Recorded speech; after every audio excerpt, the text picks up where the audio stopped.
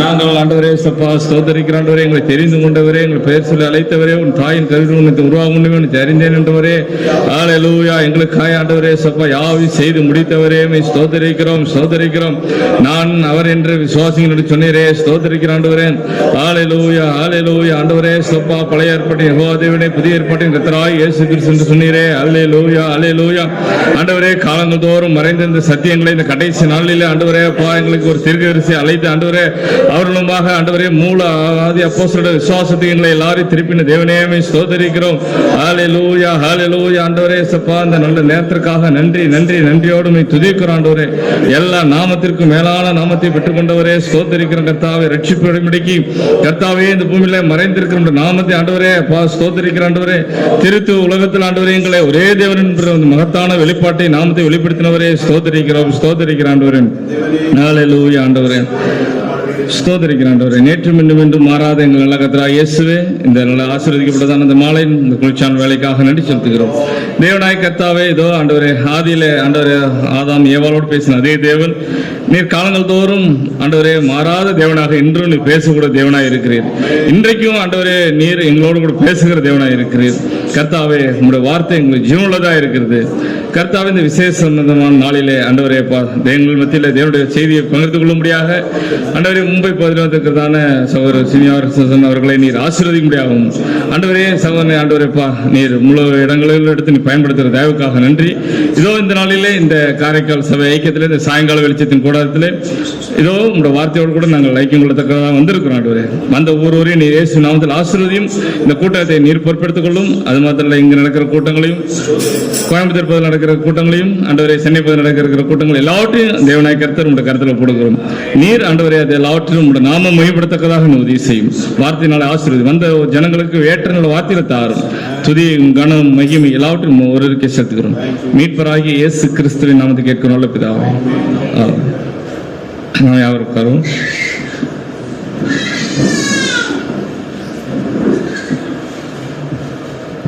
கர்த்தராகிய இயேசு கிறிஸ்துவின் நாமத்தினாலே இந்த மாலை வேளையில நாம் இந்த புதன்கிழமை நாளிலே கூடிய ஒரு கர்த்தர் உதவி செய்தார். இப்பொழுதும் நாம் ஒரு பாடல்களை பாடி தேவனுடைய நாமத்தை மையப்படுத்துவோம். சகோதரிமான் முன்னாடி நின்று ஒரு பாடலை பாடுவார். நம்ம எல்லாரும் கரங்களை தட்டி உற்சாகமாய் பாடி தேவனுடைய நாமத்தை மையப்படுத்துவோம். அதைத் தொடர்ந்து பாஸ்டர் சிம்சன் அவர்கள் மத்தியில் வந்திருக்கிறாங்க. அவங்க சகோதரியும் நம்ம மத்தியில் வந்திருக்காங்க. மையா கர்த்தர் அவர்களை ஆசீர்வதிப்பாராக. அல்லேலூயா. அதுபோல் அவங்க முன்னாடி ஒரு பாடலை பாடி செய்திக்காக ஜெபிப்பார்கள். நாம் அதை பிற்பாடு தேவனுடைய வார்த்தைகள் என்ன சொல்லலாம்.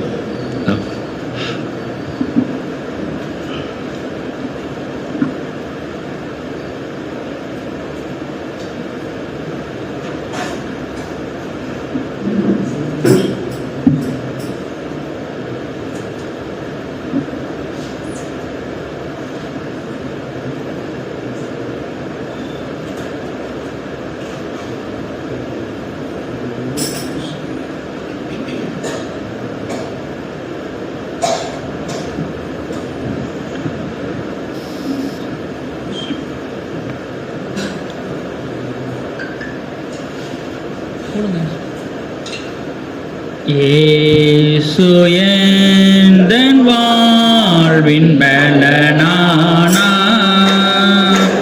எனக்கென்ன ஆனந்தம். இயேசு எந்தன் வாழ்வின் பலனானா,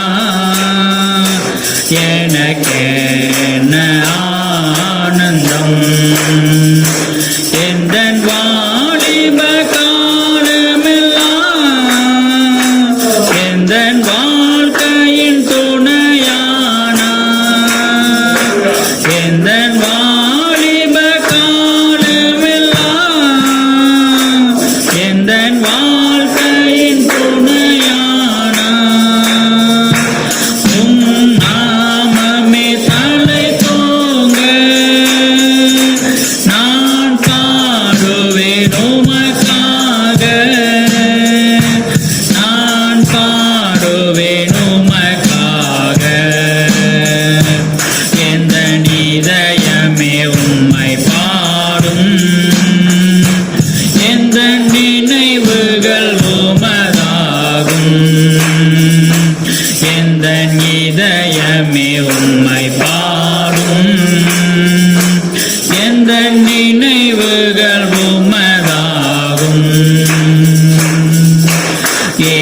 இயேசு எந்தன் வாழ்வின் பலனானார். எனக்கென்ன ஆனந்தம். இயேசு எந்தன் வாழ்வின் பலனானார். எனக்கென்ன ஆனந்தம். பெரும் தீமைகள் அகன்றோட, பொல்லா மாயைகள் மறைந்தோட. பெரும் தீமைகள் அகன்றோட, பொல்லா மாயைகள் மறைந்தோட. உமதாவியின் அருள் காண வரும் காலங்கள் உமதாகும். வரும் காலங்கள் உமதாகும். எந்த இதயமே உம்மை பாடும். எந்த நினைவுகள் உமதாகும். எந்த இதயமே உம்மை பாடும். எந்த நினைவுகள். இயேசு எந்தன் வாழ்வின் பலனானார். எனக்கென்ன ஆனந்தம். இயேசு எந்தன் வாழ்வின் பலனானார். எனக்கென்ன ஆனந்தம். உலகத்தை நீர் படைத்தீர். எல்லா உரிமையும் எனக்களித்தீர். இந்த உலகத்தை நீர் படைத்தீர். எல்லா உரிமையும் எனக்களித்தீர். உம் நாமமே தோங்க நான் பாடுவேன் உமக்காக. நான் பாடுவேன் உமக்காக. எந்த இதயமே உம்மை பாடும். எந்த நினைவுகள் உமதாகும். எந்த இதயமே உம்மை பாடும். எந்த நினைவுகள் உமதாகும். இயேசு எந்தன் வாழ்வின் பலனானார். எனக்கென்ன ஆனந்தம். இயேசு எந்தன் வாழ்வின் பலனானார்.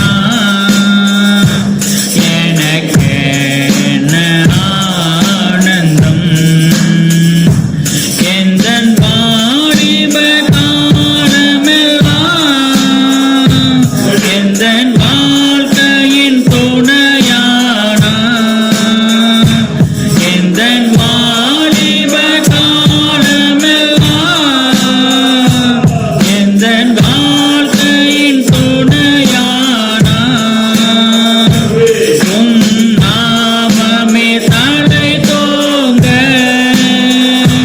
நான் பாடுவேன் உமக்காக. நான் பாடுவேன் உமக்காக. எந்த இதயமே உம்மை பாடும். எந்த நினைவுகள் உமதாகும். எந்த இதயமே உம்மை பாடும். எந்த நினைவுகள் உமதாகும். இயேசு எந்தன் வாழ்வின் பலனானார். எனக்கென்ன ஆனந்தம்.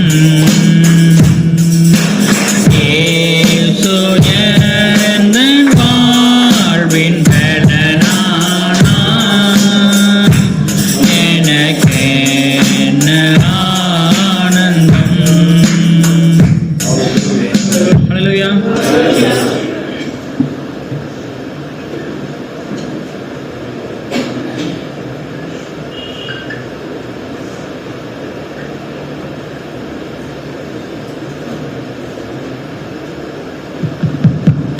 அல்லேலூயா. அருமையான கர்த்தர் பிள்ளைகளே, கர்த்தராகிய இயேசு கிறிஸ்து நாமத்தில் யாவரையும் வாழ்த்துகிறேன்.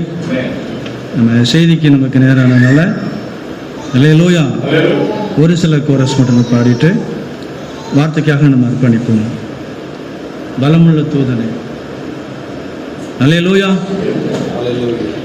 பலமுள்ள தூதனே, மணவாட்டி தேவனே, உம்மை அன்றி யாரிடம் செல்வோம்? ஏசையா, நித்திய ஜீவ வார்த்தை உள்ளதே, உம்மிடம்தான் நித்திய ஜீவ வார்த்தை உள்ளதே. பலமுள்ள தூதனே, மணவாட்டி தேவனே, உம்மை அன்றி யாரிடம் செல்வோம்? ஏசையா, நித்திய ஜீவ வார்த்தை உள்ளதே, உம்மிடம்தான் நித்திய ஜீவ வார்த்தை உள்ளதே. பனி புயலை நிறுத்தியவர், அணிலை சிருஷ்டித்த கர்த்தர் நீரே. பனி புயலை நிறுத்தியவர், அணிலை சிருஷ்டித்த கர்த்தரவர். ஏழாம் தூதன் மூலமாக அற்புதம் செய்திட்ட கர்த்தர் நீரே. ஏழாம் தூதன் மூலமாக அற்புதம் செய்திட்ட கர்த்தர் நீரே. பலமுள்ள தூதனே, மணவாட்டி தேவனே, உம்மை அன்றி யாரிடம் செல்வோம்? ஏசையா, நித்திய ஜீவ வார்த்தை உள்ளதே, உம்மிடம்தான் நித்திய ஜீவ வார்த்தை உள்ளதே. அரிசோனாவில் சன்செட் மலையில் தூதர்களோடு இறங்கி வந்தீர். அரிசோனாவில் சன்செட் மலையில் தூதர்களோடு இறங்கி வந்தீர். மணவாட்டியை மீட்டெடுக்க ஏழு முத்திரைகளை திறந்தளித்தீர். மணவாட்டியை மீட்டெடுக்க ஏழு முத்திரைகளை திறந்தளித்தீர். பலமுள்ள தூதனே, மணவாட்டி தேவனே, உம்மை அன்றி யாரிடம் செல்வோம்? ஏசையா, நித்திய ஜீவ வார்த்தை உள்ளதே, உம்மிடம்தான் நித்திய ஜீவ வார்த்தை உள்ளதே. கையளவு மேகத்திலே எலியாவை சந்தித்த கர்த்தரவர். கையளவு மேகத்திலே எலியாவை சந்தித்த கர்த்தரவர். மேக ஸ்தம்பத்தில் ஏழாம் தூதன் நன்காமை சந்தித்த கர்த்தர் நீரே. மேக ஸ்தம்பத்தில் ஏழாம் தூதன் நன்காமை சந்தித்த கர்த்தர் நீரே. பலமுள்ள தூதனே, மணவாட்டி தேவனே, உம்மை அன்றி யாரிடம் செல்வோம்? ஏசையா, நித்திய ஜீவ வார்த்தை உள்ளதே, உம்மிடம்தான் நித்திய ஜீவ வார்த்தை உள்ளதே. பஞ்ச காலத்தில் இரவை வீட்டில் பாத்திரங்களை அவர் ஆசீர்வதித்தார். பஞ்ச காலத்தில் இரவை வீட்டில் பாத்திரங்களை அவர் ஆசீர்வதித்தார். இந்த காலத்தில் ஆட்டி வீட்டில் பிள்ளைகளை ரட்சித்த கர்த்தர் நீரே. இந்த காலத்தில் ஆட்சி வீட்டில் பிள்ளைகளை ரட்சித்த கர்த்தர் நீரே. பலமுள்ள தூதனே மணவாட்டி தேவனே உம்மை அன்றி யாரிடம் செல்வோம். இயேசுயா நித்திய ஜீவ வார்த்தை உள்ளதே உம்மிடம்தான் நித்திய ஜீவ வார்த்தை உள்ளதே.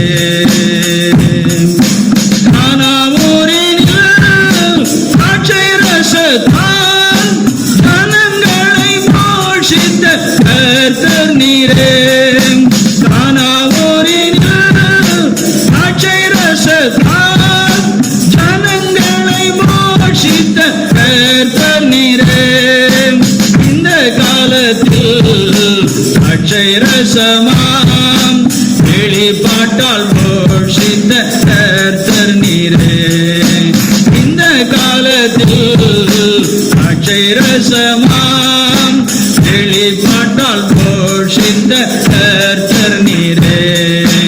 பலமுள்ள தூதனே மணவாட்டி தேவனே உம்மை அன்றி யாரிடம் செல்வோம். இயேசுயா நித்திய ஜீவ வார்த்தை உள்ளதே உம்மிடம்தான் நித்திய ஜீவ வார்த்தை உள்ளதே உம்மிடம்தான் நித்திய ஜீவ வார்த்தை உள்ளதே. அல்லேலூயா அல்லேலூயா.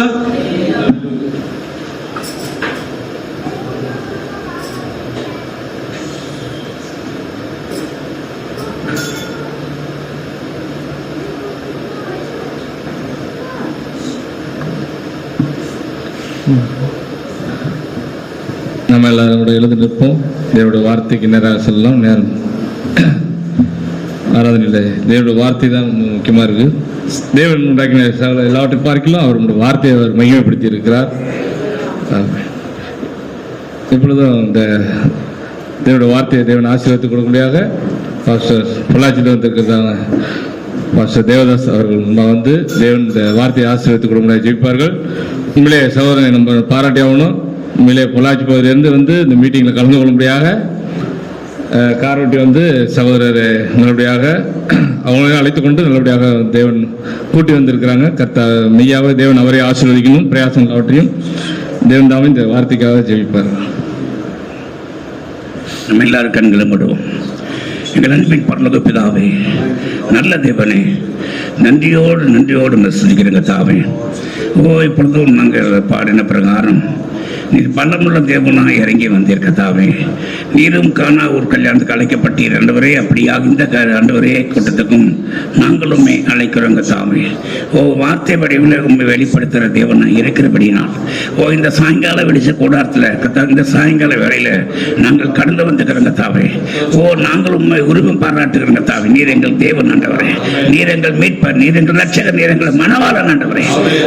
தேவநாயகத்தை எப்பொழுதுமே உங்களுடைய பிள்ளைகளோடு இருக்க விருப்பமுள்ள தேவனாய் இருக்கிறது நாங்கள் அறிந்துக்கிறோங்க. ஆகவே நாங்கள் எப்பொழுதும் உம்மோடு கொடுக்கும்படியாக, உண்மை குறித்து பேசும்படியாக, உண்மை குறித்து தியானிக்கும்படியாக, உங்களுடைய மகத்துவங்களை தியானிக்கும்படியாகவே எங்களுடைய எண்ணங்களும் நினைவுகளும் யோசனைகளும் செயலும் இருக்கும்படியாக உமக்கு நேராக எங்களை ஒருமுகப்படுத்துங்க. இந்த மாலை வேளையில் இங்கே வந்திருக்கிறமையான தேவனுடைய பிள்ளைகள் ஒவ்வொருவரையும் சபையாரை யாவரையும் ஆசீர்வதிக்கும்படியாக நாங்கள் சேமிக்கிறோம். அப்படியாக ஆண்டவரே சீர்காழியில் வந்து அருமையான தாசனையும் சென்னையிலிருந்து வந்து அருமையான தாசனை கத்தாவை இங்கே ஊழிய செய்கிற அருமையான ஊழியக்காரர் சபையை விசேஷமாக தேவனே மும்பை பட்டத்திலிருந்து வந்துக்கிற எங்கள் அருமையான சகோதர கத்தாவை இந்த மாலை வேலை எங்கள் மத்தியில் கூட்டிக் கொண்டு வந்துக்கிறேன் ஐயா. ஒவ்வொரு கூடைக்கும் ஒவ்வொரு காரியத்துக்கும் ஒரு பின்னணி உண்டானவரே. ஏதோ ஒரு காரியத்தை கத்து இந்த கடைசி நாட்கள் எங்களை செய்கிற கத்தாவே துரிதமாக காரியங்கள் நடந்து கொண்டிருக்கிற கத்தாவே. அப்படியாக இந்த வேலை நாங்கள் கத்தாவை கழுகு குஞ்சலாக இந்த நாளுக்குரிய எங்களுக்குரிய ஆகாரத்துக்காக வந்திருக்கோம். உங்களுடைய மகனை உங்களுடைய கரங்களை நாங்கள் ஒப்புக் கொடுக்குறோங்க தாவே. மனுஷன் மூலமாக நீ பேசுகிற தேவனாய் கத்தர். ஒரு நாள் கழுதையின் மூலமாக கூட நீ பேசின தேவன் ஆண்டவரே. இன்னைக்கு உங்களுடைய தாசன் மூலமா நீ எங்கள் மத்தியில் பேசி இந்த நாளுக்கு எங்களுக்கு தேவையான என்னென்ன மனநிலைமையில வந்திருந்தோமோ அத்தனை பேருடைய கத்தாவே இறுதியினுடைய வாஞ்சிகளும் தேவைகளை நிறைவேற்றும்படியாக நீர் பேசுவதாக உங்களுடைய கரங்களை நாங்கள் ஒப்புக் கொடுக்கணும்.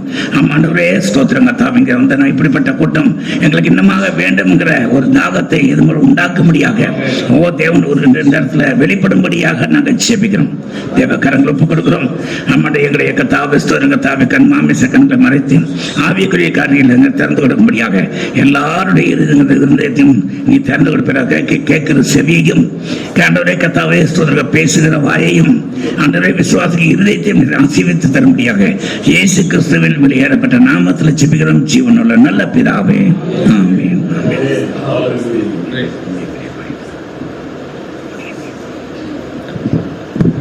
நம்ம எல்லாரும் கண்களை மூடி இந்த only believe all things are possible என்ற பாடலுக்கு பாடும்போது தேவனுடைய செய்தியை கொடுக்கும்படியாக நம்ம மத்தியில் வந்திருக்கிறதான சுவிசேஷர் சீனிவாசன் நம்ம மத்தியில் வந்து தேவனுடைய வார்த்தையை நம்மோட கலந்து கொள்வார்கள். நாம் எல்லாரும் கரங்களை உயர்த்தி only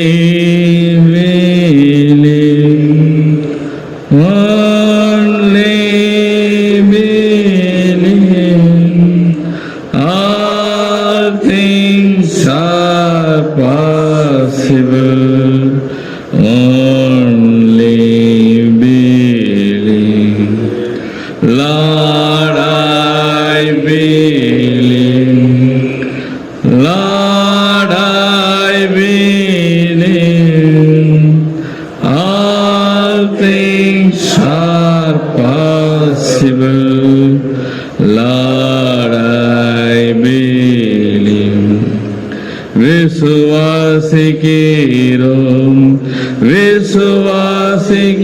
விசுவாசிக்கிறோம் யாவும் கை கூடிடும். விசுவாசிக்கிறேன்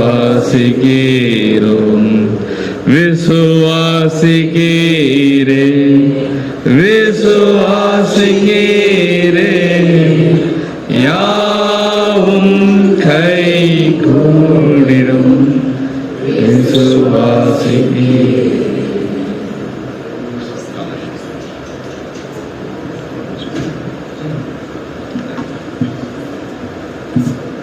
உண்மையிலே விசுவாசிக்கிறீங்களா?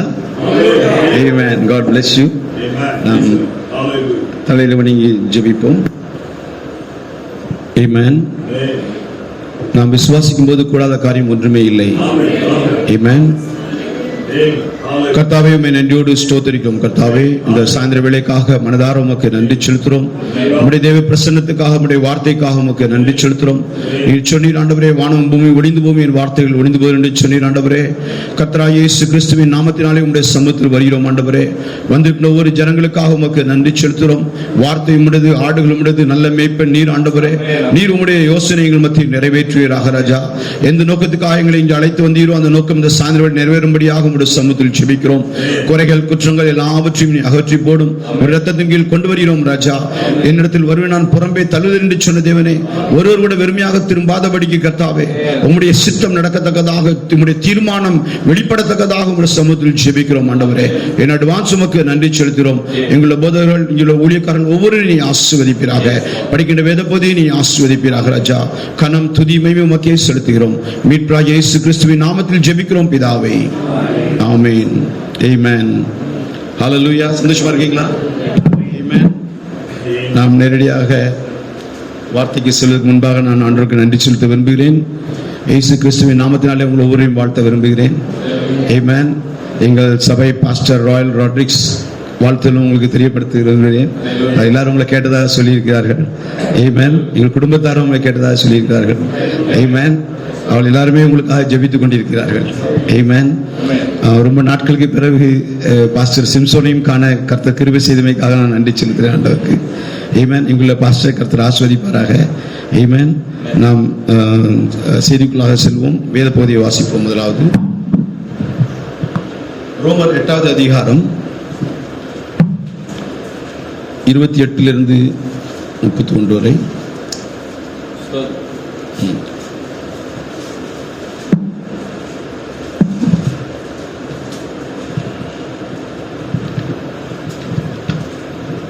ரோமர் 8:28 31 வரை. அன்றியும் அவருடைய தீர்மானத்தின்படி அழைக்கப்பட்டவர்களாய் தேவனிடத்தில் அன்புகிறவர்களுக்கு சகலமும் நன்மைக்கு ஏதுவாக நடக்கிறது என்று அறிந்திருக்கிறோம். தம்முடைய குமாரன் அநேக சகோதரருக்குள்ளே முதற் பேரானவராய் இருக்கும் பொருட்டு தேவன் எவர்களை முன்குறித்தாரோ அவர்களை தமது குமாரனுடைய சாயலுக்கு ஒப்பா இருப்பதற்கு முன்குறித்திருக்கிறார். எவர்களை முன்குறித்தாரோ அவர்களை அழைத்தும் இருக்கிறார். எவர்களை அழைத்தாரோ அவர்களை நீதிமான் ஆக்கியும் இருக்கிறார். எவர்களை நீதிமான் ஆக்கினாரோ அவர்களை மகிமைப்படுத்தியும் இருக்கிறார். இவைகளை குறித்து நாம் என்ன சொல்லுவோம்? தேவன் நம்முடைய பட்சத்தில் இருந்தால் நமக்கு விரோதமாய் இருப்பவன் யார்? ஆமென். 2வது வசனத்தை வாசிப்போம். பிலிப்பியர் 2வது அதிகாரம் 13வது வசனம். எத்தனை நம்புறீங்க? கர்த்தருடைய வார்த்தை நம்முடைய சிந்தைக்கு அப்பாற்பட்டது, நாம் யோசிப்பதற்கும் அப்பாற்பட்டது. ஆமென். பிலிப்பியர் 2:13.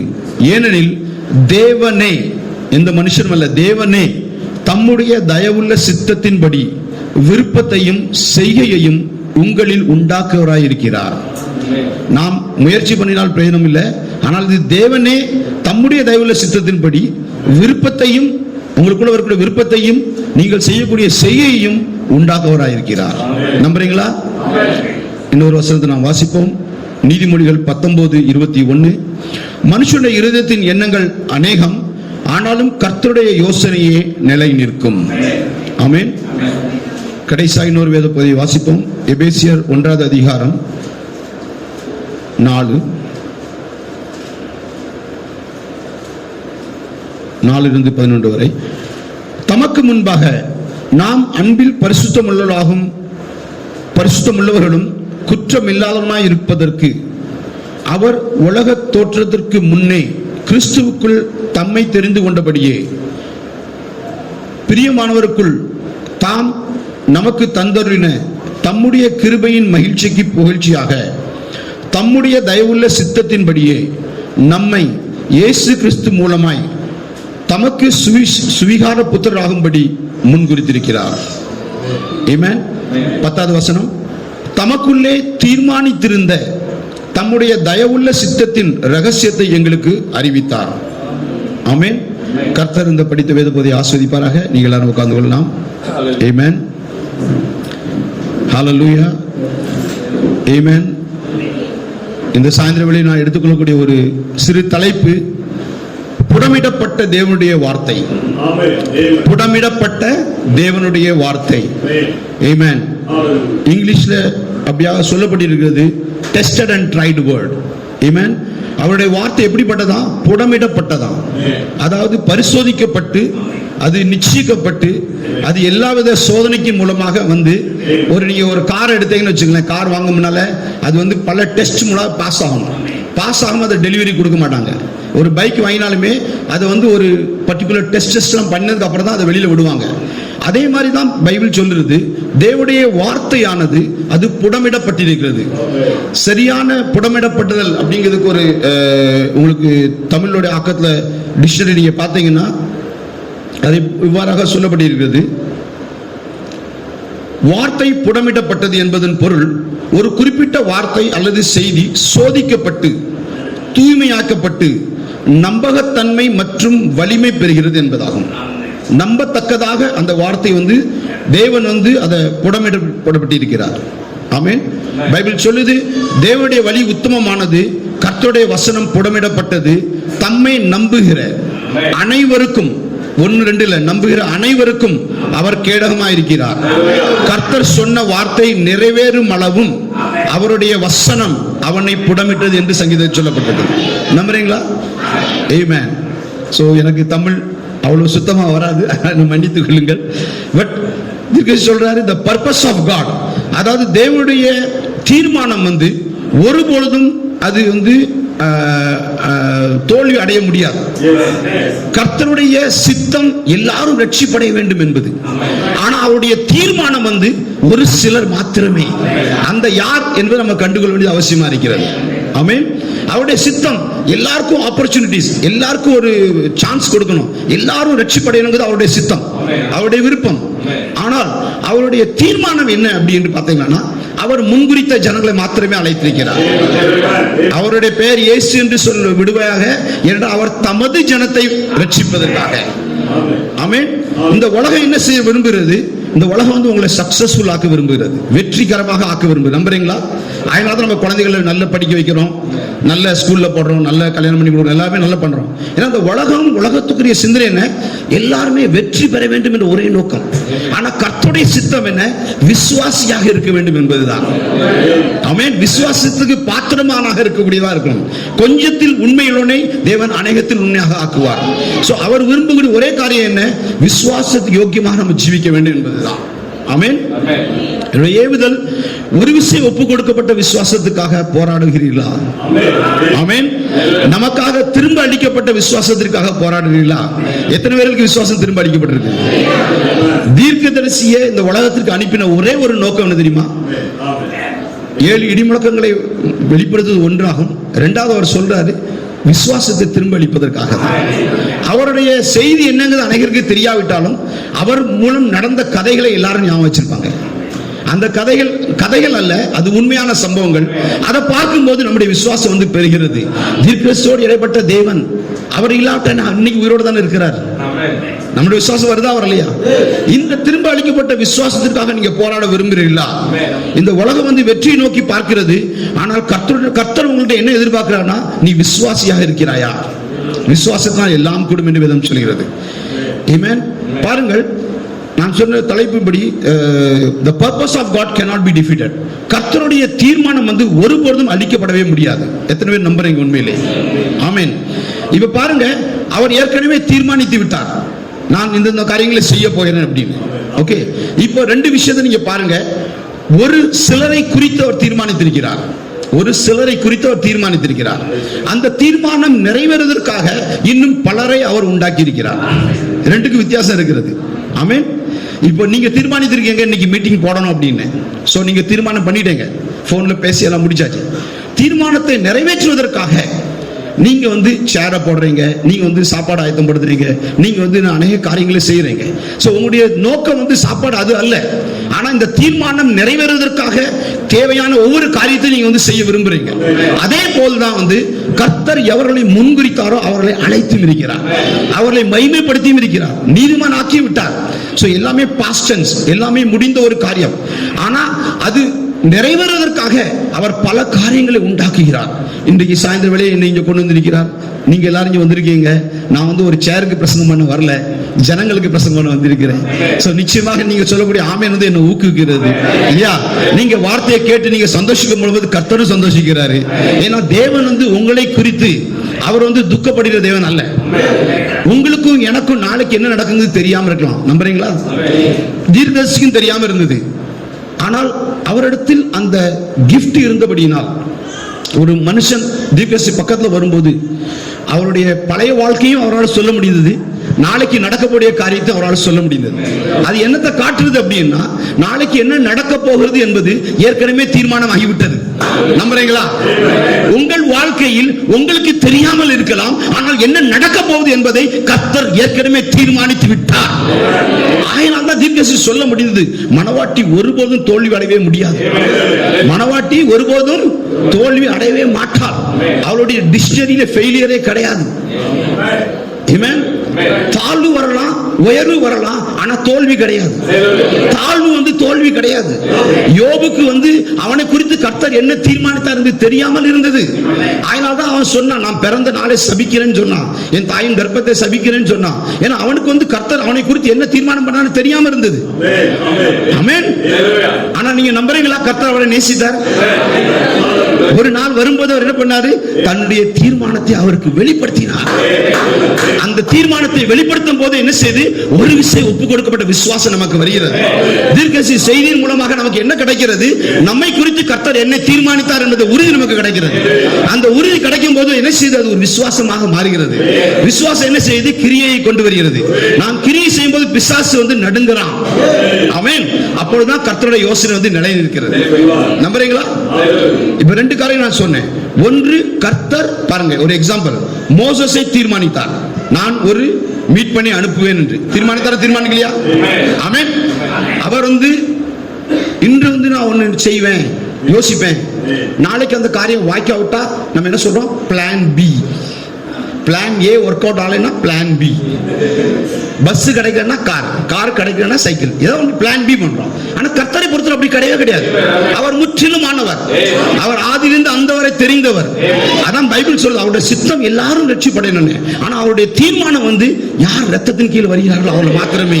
இப்ப மோசஸை குறித்து நல்லா பாருங்க, கர்த்தர் தீர்மானித்திருந்தார், நான் ஒரு மீட் பண்ணி அனுப்ப போகிறேன் என்று. ஆமென். அவர் தீர்மானித்ததை அவன் சொன்ன போது, அம்ராமும் ஜோசபாட்டும் அங்க பிரேயர் பண்ணும்போது தேவன் சொல்றாரு, உனக்கு ஒரு குழந்தை பிறப்பான், அவன் தான் மீட்பனாக இருப்பான் என்று. அந்த குழந்தையை பாருங்க, அவங்க யூத ஜனங்களை எகிப்து ஜனங்கள் வெறுத்தாங்க. ஆமென். அந்த பார்வோன் என்ன பண்ணா, எல்லா குழந்தைகளையும் அழிப்பதற்கு அவன் ஆணையிட்டு விட்டான். ஆமென். ஆனாலும் கர்த்தருடைய தீர்மானம் என்றுக்குமே நிலைத்து நிற்கும். ஆமென். எல்லா குழந்தையும் கொலை பண்ணுன்னு சொல்லும்போது அம்ராமும் ஜோசபாத்தும் எதுக்காக மோசஸை வெளியில் அனுப்பினாங்க? தன்னிடத்தில் இருந்தால் இந்த குழந்தை அழிந்து விடும், வழியே இல்லை. ஆனா கர்த்தர் கையில ஒப்படைக்கிறேன். இன்னைக்கு நம்முடைய சுய முயற்சினால எதுவுமே நடக்காது. ஆனா நாம் கர்த்தர் கையில ஒப்படைக்கும் போது கர்த்தருடைய தீர்மானம் நிலைத்து நிற்கும். நான் என்ன சொல்ல விரும்புகிறேன், நம்முடைய வாழ்க்கையில் இந்த சாயந்தர வேளையில் சகோதரனே சகோதரியே, நீங்கள் நிச்சயமாக அறிந்திருக்கக்கூடிய ஒரே ஒரு விஷயம் என்றால், கர்த்தர் உங்களை குறித்து என்ன தீர்மானித்தார் அதை நீங்கள் கண்டுகொள்ள வேண்டும். தீர்க்கதரிசி திரைக்கு அப்பால் சென்று இந்த சகோதரன் வாழ்வு என்ன நடக்குது பார்த்து இங்க சொல்றாரு, நீ நாளைக்கு இந்த மாதிரி நடக்க போது சொல்றாரு. சொன்னாரா சொல்லியா? ஏன்னா திரைக்கு அப்பால் அங்க எழுதப்பட்டிருக்கிறது. திரைக்கு அப்பால் என்ன நடக்க போது ஏற்கனவே தீர்மானித்து விட்டது. அதை கண்டு கொண்டு இங்க சொல்லுகிறார். அதே காரியத்தை தான் மனவாட்டியாகிய உனக்கும் எனக்கும் சொல்கிறார். வரக்கூடிய நாட்களில் ராப்சர் நடக்க போது எத்தனை நம்புறீங்க? யாருமே அதை தடை பண்ண முடியாது. ஆமென். அங்கு புத்திர சுவிகாரத்துக்கு ஏற்றபடி ஜனங்கள் ஜீவிக்க போகிறார்கள். இன்னைக்கு அநேகர் சொல்லலாம், ஐயோ எங்க ஜீவியம் இருக்குது, யாரு ஜீவிக்கிறாங்க, யாரு உண்மையா இருக்காங்கன்னு அநேகர் சோர்ந்து போகலாம். ஆனாலும் கர்த்தருடைய தீர்மானத்தை தேவன் மாற்ற போவதில்லை. நீ ஜீவிக்காவிட்டால் இன்னும் யாரையாவது தேவன் உண்டு பண்ணுவார் நீ நினைக்கிற, ஆனால் உன்னை அவர் முன்குறித்தார், ஆனால் உன்னை கைவிட போவதில்லை. பாருங்கள், மோசஸை அவர்கள் அங்கே ஒரு துணியில, யூதருடைய துணியில வச்சு அங்க பெட்டியில வச்சு தண்ணியில நைல் நதியில விட்டுட்டாங்க. எந்த ஒரு முதல்ல கூட அதை கடிக்க முடியல, தொட முடியல. கர்த்தருடைய தீர்மானம் நிறைவேற்றிதான். ஆமென். அங்கு பார்வோனுடைய பெண் பார்த்துட்டு இருக்கா. அவ இந்த குழந்தையை எடுக்கிறா. பார்வோன் அரண்மனைக்கு அந்த குழந்தையை கொண்டு போறா. ஆனா குழந்தையை சுத்தி என்ன இருக்கிறது? யூதனுடைய துணி இருக்கிறது.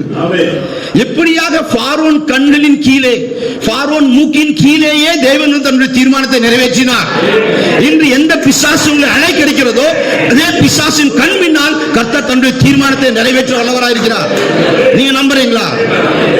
ஆமென். விசுவாசமானது தேவனுக்கு பிரியமா இருக்கிறது.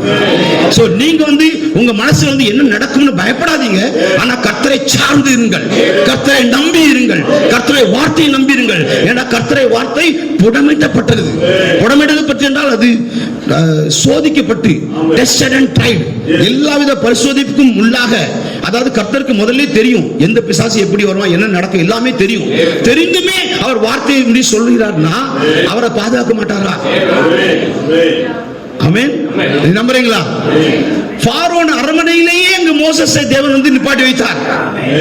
அது மட்டும் இல்லாமல் மோசஸுடைய உண்மையான தாயையே கொண்டு அங்க அவனுக்கு பால் குடிக்க வைத்தார். காலையிலிருந்து மத்தியானம் வரைக்கும், சாயந்தரம் வரைக்கும் உழைத்து உழைத்து ஓடாய் தேய்ந்த ஜோசபாத்தும் அம்ராமும் கஷ்டப்பட்டவங்களுக்கு இப்ப வெறும் குழந்தைக்கு பால் குடிப்பதற்காக பணம் கொடுக்கிறார். சும்மா ஃப்ரீயா சர்வீஸ் பண்ணலையே. ராஜா அரண்மனையில போய் குழந்தைய வளர்க்கணும் விளையாடா? நம்முடைய தேவன் பிசாசு கண்ணை மூடிக்கொண்டு தன்னுடைய தீர்மானத்தை நிறைவேற்ற தேவன். அதனால யாரு என்ன சொன்னாலும் நம்பாதங்க. ஒரு ராப்சர் நிச்சயம், அதுல போகக்கூடிய மனவாட்டி நிச்சயம், அந்த மனவாட்டி ஜீவிப்பது நிச்சயம். நீங்கள் அதில் இருக்கிறீர்களா? உங்களிடத்தில் கர்த்தருடைய வெளிச்சம் வெளிப்பட்டதா? உங்களிடத்தில் சாயந்தர வேளை வெளிச்சம் வந்ததா? உங்களிடத்தில் கர்த்தருடைய தீர்மானம் வெளிப்பட்டதா? அதை மட்டும் நீங்கள் பாருங்கள். ஆமென். நம்புறீங்களா? ஆமென். அதே போல் நீங்க பாருங்க, ஹல்லேலூயா, கர்த்தர் ஒரு தடவை முடிவு பண்ணினா அதை யாராலையும் மாற்றவே முடியாது. அவர் அதுல கூட்டி சேர்க்கோ கழிச்சு சேர்க்கோ எதுவுமே பிரயோஜனமே இல்லை. அவர் ஒரு தடவை யோசிச்சதுதான், அதை யாராலும் தடை பண்ணவே முடியாது.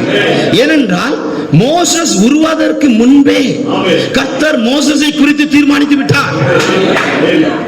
ஆமென். அப்படியானால் நீங்களும் நானும் தாயின் கர்ப்பத்திற்கு வருவதற்கு முன்பே நம்மை குறித்து தேவன் முன்குறித்திருக்கிறாரா? நம்ம என்னத்தை வாசித்தோம்?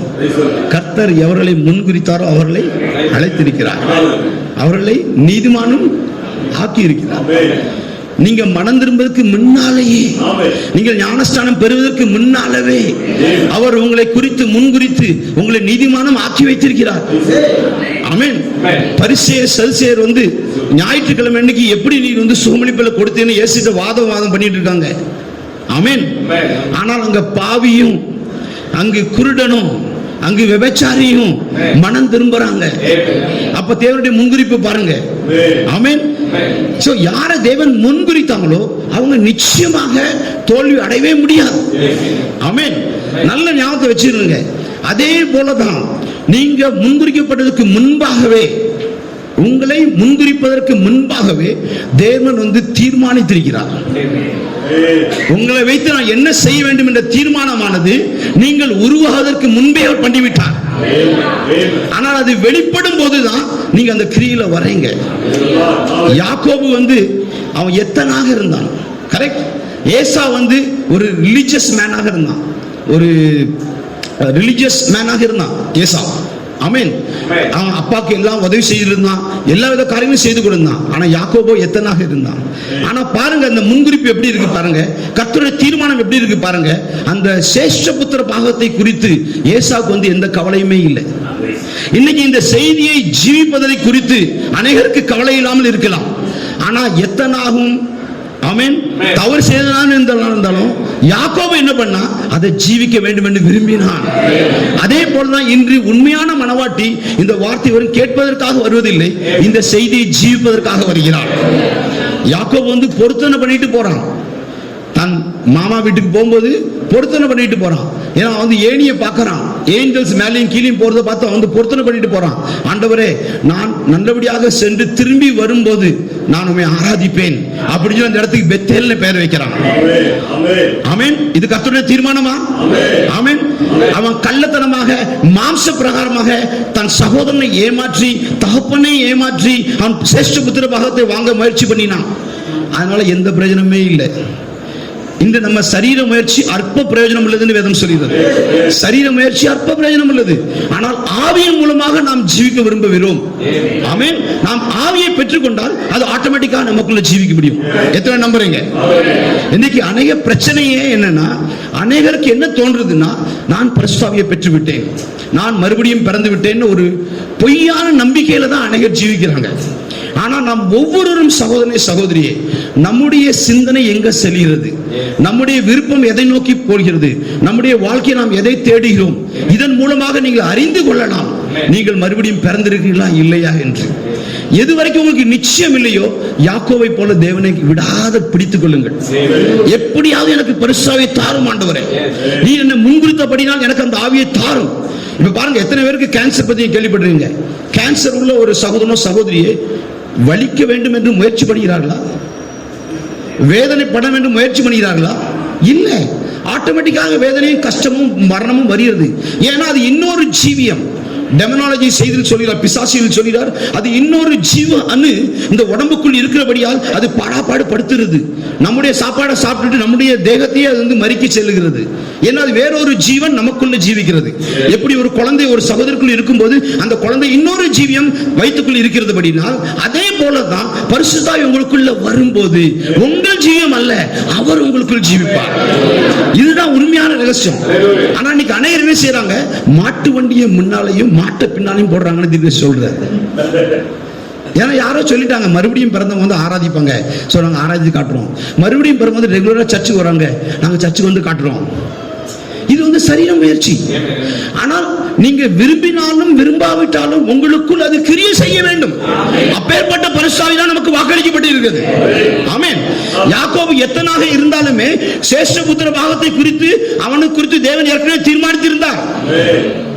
ஆமென். அவன் மாமா வீட்டுக்கு சென்ற போது சொன்னான், ஆண்டவரே நான் திரும்ப வருவேன், வரும்போது உமக்கு நன்றி செலுத்துவேன் சொன்னாரு. என்ன சொன்ன, நான் போகும்போதெல்லாம் என்ன வாக்கிய பண்ணி தாரோம், எனக்கு ஒருத்தர் கையில் தயவு கிடைக்கட்டும் அப்படின்னு. இன்னைக்கு நம்ம என்ன சொல்றோம், என் குழந்தை நல்லபடியா பாஸ் ஆகட்டும் ஆண்டவரே, நல்லபடியா கல்யாணம் ஆகட்டும் ஆண்டவரே, நல்லபடியா உலகமான காரியம் ஆகட்டும் ஆண்டவரே, அதுக்கப்புறம் நாங்க வந்து ஞானஸ்தானம் எடுத்துக்கொள்றோம், அதுக்கப்புறம் நாங்க வந்து எல்லாம் செய்யறோம் சொல்றோம். இது வந்து சரிய பிரகாரமான காரியம். ஆனா யாக்கோபு அங்க சென்ற பிறகு என்ன சொன்ன தெரியுமா, ஆண்டவரையே மறந்துட்டான். ஆடு மாடுகள் பெருகி கொண்டே போயிற்று, எல்லாமே பெருகி கொண்டு போயிற்று. தேவன் தன்னுடைய தீர்மானத்தை மறப்பதே இல்லை.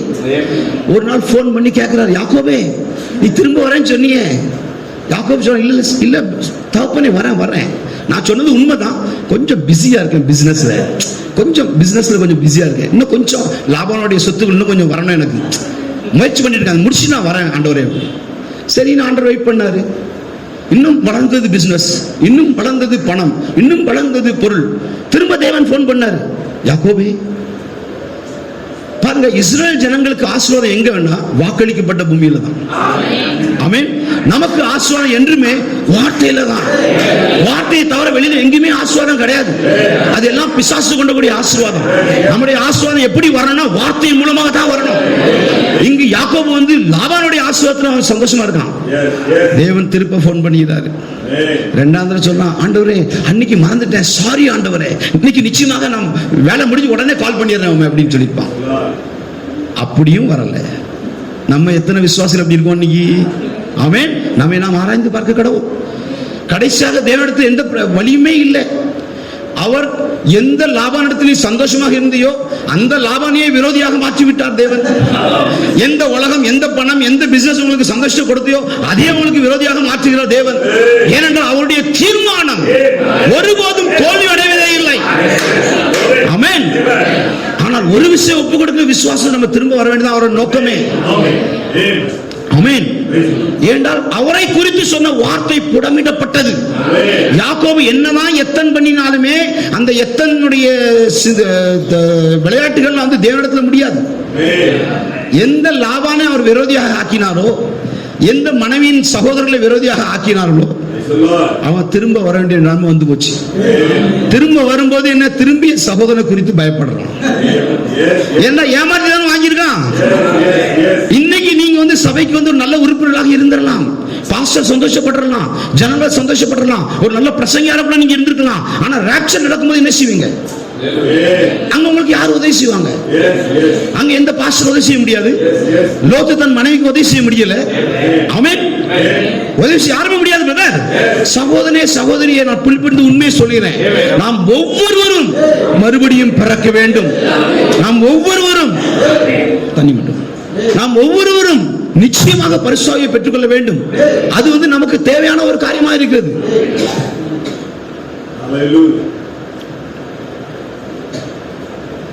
ஆமென். நம்புறீங்களா? சோ நான் என்ன சொல்ல விரும்புறேன், யாக்கோபு பிறப்பதற்கு முன்பே பைபிள் சொல்லுது, நல்வினை தீவினை அறிவதற்கு முன்பே நான் யாக்கோபை நேசித்தேன், ஏசாவை வெறுத்தேன்கிறார். அப்போ உங்களையும் என்னையும் குறித்து கர்த்தர் ஏதோ தீர்மானம் பண்ணிருக்காரா, பண்ணலையா? நம்ம அவர்கிட்ட போய் கேட்கணுமா வேண்டாம், ஆண்டவரே என்ன குறித்து என்ன தீர்மானம் சொல்லுங்க ஆண்டவரே. கேட்டா நிச்சயமாக பதில் சொல்லுவார். என்ன பைபிள் சொல்லுறது, என்னிடத்தில் வருவதனை நான் புறம்பே. அந்த வார்த்தைக்கு தேவன் பதில் கொடுக்க வேண்டுமா வேண்டாமா? அவர் நேபுகாத்நேசர் மனசுல யோசிக்கிறான், நான் எவ்வளவு பெரிய பாபிலோன் கட்டினேன்னு.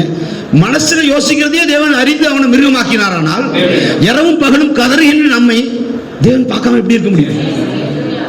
ஆமென். நீங்க நம்புறீங்களா? ஆமென். சோ பாருங்க எப்படி பார்வோனை தேவன் அங்கு இருதயத்தை கடினப்படுத்தான் என்று வேதம் சொல்கிறது. ஏன் பார்வோன் எதுக்காக சிருஷ்டிக்கப்பட்டான்? மோசேசுக்கு அங்கு சடங்கள், அதாவது தடங்கள் கொண்டு வருவதற்காக தான் சிருஷ்டிக்கப்பட்டான். கரெக்டா? மோசேசை குறித்த தீர்மானம் நிறைவேறுவதற்காக தான் பார்வோன் சிருஷ்டிக்கப்பட்டான். எத்தனை நம்புறீங்க? பிசாசு எதற்காக சிருஷ்டிக்கப்பட்டான்? நம்மை சோதிக்கப்படுவதற்காக. தேவனுடைய பிள்ளைகள் வந்து யாராவது இங்க இருக்கீங்களா பரீட்சை எழுதாம பாஸ் ஆயிருக்கீங்களா? சர்டிபிகேட் கிடைச்சிருக்கா? இருக்காது. பரீட்சைக்கு போகும்போது பயமா தான் இருக்கும், படிச்சுட்டு தான் போகணும். ஆனா அது இல்லாம பாஸ் ஆக முடியாது. அதே மாதிரி ஆவிக்குரிய பரீட்சைக்கு செல்லும் போதும் கூட ஜெபித்து தான் போகணும். ஆனா ஜெபம் இல்லாம ஜெயம் கிடையாது. ஆனா நம்மை குறித்த தீர்மானத்தை நாம் அறிந்து கொள்ள வேண்டும். ஏனென்றால் நம்மை குறித்து கர்த்தர் தீர்மானித்தது ஒருவரும் தோல்வி அடையவே முடியாது. சகோதரனே சகோதரி, நல்ல யோசித்து பாருங்க.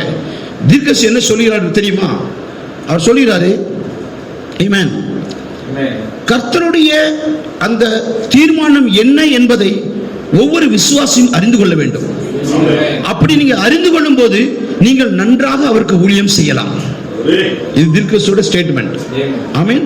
அதுக்கு முன்பாக தீர்க்கதரிசி சொல்கிறாரு, இந்த கடைசி காலத்தில் இயேசு கிறிஸ்து தாமே, ஆமென், மனுஷகுமாரனாக வந்து தன்னுடைய வார்த்தையை அப்படியாக ரியல் ஆக்குவார், அதாவது உண்மையாக்குவார். நான் இங்கிலீஷ் வாசிக்கிறேன். The Son of Man Jesus Christ will come down in human flesh among us and will make his word so real. தன்னுடைய வார்த்தையை என்ன செய்வாரா? உண்மையாக மாற்றுவார். ஆமென். அதான் ஒரு விஷயம் ஒப்பு கொடுக்கப்பட்ட விசுவாசம். It will unite the church and him as one as the bride. அப்போ அந்த உண்மையாக்கப்பட்ட வார்த்தை என்ன செய்யுமா? நம்மளோட இணையுமா? ஆமென். மரியாள் வந்து கேட்டா, ஆண்டவரே இது எப்படி ஆகும்? வார்த்தை உள்ள நுழையல. எப்படி ஆகும்? கேள்வி வரும்போது நுழையல வார்த்தை. அப்ப அவர் சொல்றாரு, பரிசுத்தாவின் மீது நிலையிடும், ஒரு குழந்தை உனக்கு உண்டாகும். அப்ப வந்து நம்பரா? புரியாவிட்டாலும் நம்பரா? ஆண்டவராய் இயேசு கிறிஸ்து வந்து நீ சுகமாய் எப்படி தோன்றுன்னு கேட்கல, எப்படி ஃபீல் பண்ணனு கேட்கல, நீ விசுவாசிக்கிறாய் தான் கேட்டாரு. இன்னைக்கு உங்களுக்கு எப்படி ஃபீலிங் இருக்குது, எப்படி நல்லா இருக்கீங்களா அதை கேட்க விரும்பல, நீ வார்த்தையை விசுவாசிக்கிறதா தேவன் விரும்புறார். அவ மரியாள் வார்த்தை விசுவாசம் என்ன சொன்னால், என் சித்தம் அல்ல ஆண்டவரே உம்முடைய சித்தம் நடக்கட்டும் முடியல. அப்ப உம்முடைய சித்தம் சொல்லும் போது வார்த்தையானது மாம்சம் ஆகிறது. இன்றைக்கு நீங்களும் நானும் அந்த வார்த்தையை நம்முடைய சித்தம், அவருடைய சித்தம் நடக்கணும் சொல்லும் போது என்ன ஆகும்? வார்த்தை நாமும் ஒன்றாக இணைகிறோம். இந்த வார்த்தை வந்து உண்மையாக மாறணும். இன்னைக்கு வார்த்தை வந்து வெறும் பிரசங்கிப்பதற்காகவோ, கோட்ஸ் வந்து வெறும் அடுத்தவங்களை குற்றம் படுத்துவதற்காகவோ அல்ல. இது வந்து நமக்கு ஒரு உண்மை அப்படிங்கிற ஒரு தெரியப்படுத்தல் நமக்கு தேவை. இது உண்மை என்ற உணர்ச்சி நமக்கு வந்து தேவை. அதை வந்து தேவனும் பரிசுத்தாவி தான் கொண்டு வர முடியும். அதுதான் சொல்றாரு, the word will be made so real. ஜனங்கள் வந்து இயேசு கிறிஸ்து அன்னைக்கு பண்ணினாரு. அவர் சொல்றாரு, தீர்க்கதரிசி சொல்றாரு, the days of miracle is past. அதாவது அற்புதத்தின் நாட்கள் கடந்து விட்டன அப்படின்னு தீர்க்கதரிசி அனைவரும் சொன்னாங்க.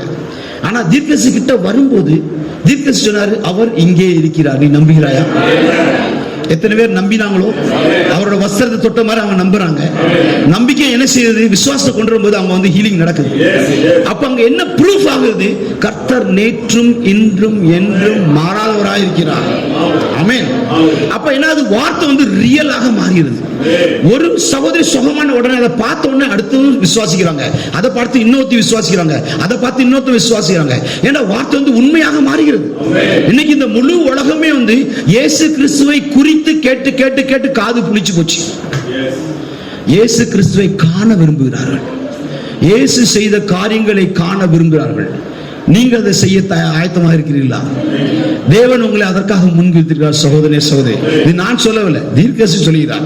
என்னை விசுவாசிக்கிறவன் நான் செய்கிற காரியங்களை தானும் செய்வான். ஆனால் இதே தீர்க்கதரிசி சொல்றாரு, நம்முடைய சாக்கடைகள் எல்லாம் நிரம்பி நிற்கிறது.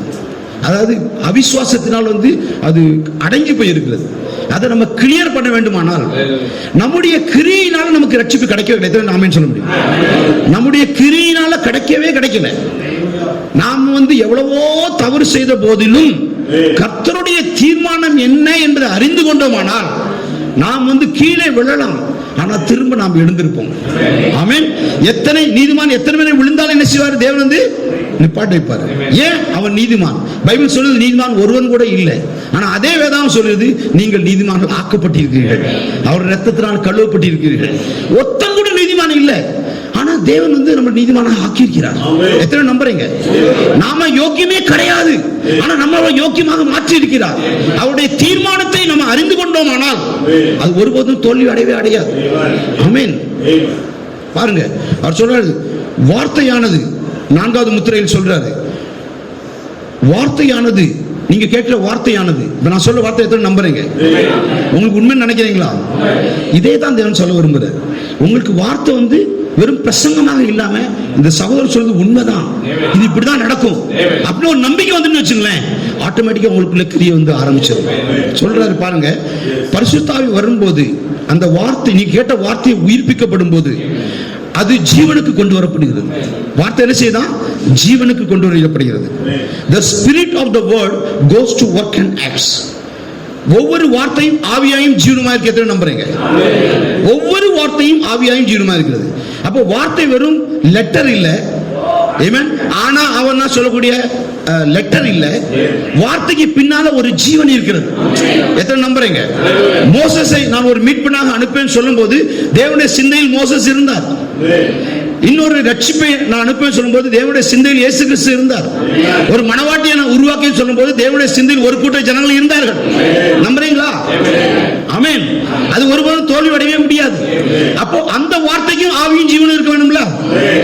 வார்த்தை வெறும் லெட்டர் இல்லையே, எழுதக்கூடிய லெட்டர் இல்லையே. இப்ப உங்க பேர் ரவி, RAVI அப்படின்னு போட்டா ரவி ஆயிட முடியுமா? எத்தனையோ ரவி இருப்பாங்க. ஆமென், உண்டா இல்லையா? ஆனா இந்த ரவி யாரு? இந்த மாதிரி இருப்பாரு, இந்த மாதிரி பேசுவாரு, இந்த மாதிரி செய்வாரு சொன்னா நீங்க அடையாளம் கண்டுகொள்வீங்க. அந்த குணாதிசயங்கள் மூலமாக, அந்த கேரக்டர் மூலமாக இந்த வார்த்தை நீங்க புரிந்து கொள்றீங்க. அதே போல இந்த செய்தி வெறும் செய்தி அல்ல, இந்த செய்திக்கு பின்னால் ஒரு ஜீவன் இருக்கிறது. அந்த ஜீவத்தை நீங்க ஜீவிக்கும் போது பிசாசு உங்களை கண்டுகொள்கிறான். அவனுக்கு வந்து திக்க சொல்ல 10,000 வோல்ட் ஷாக் அடிக்குது அப்படின்னு நம்புறீங்களா? ஆமென். அவர் சொல்றாரு, அந்த ஜீவனுக்கு கொண்டு வரப்போது வார்த்தையாக ஆவி கிரியை செய்கிறது. நீங்க இல்ல பிரதர், உங்களோட சரீர முயற்சி இல்ல. அதான் பைபிள் அழகா சொல்லுது, ஓடுகிறனாலும் அல்ல, பிரயாசப்படுறனாலும் அல்ல, இறங்குகிற. அப்போ ஆவிதான் நமக்குள்ள கிரியை செய்யணும். நாம முயற்சி பண்ணா சரீர முயற்சி அற்ப பிரயோஜனம் உள்ளது.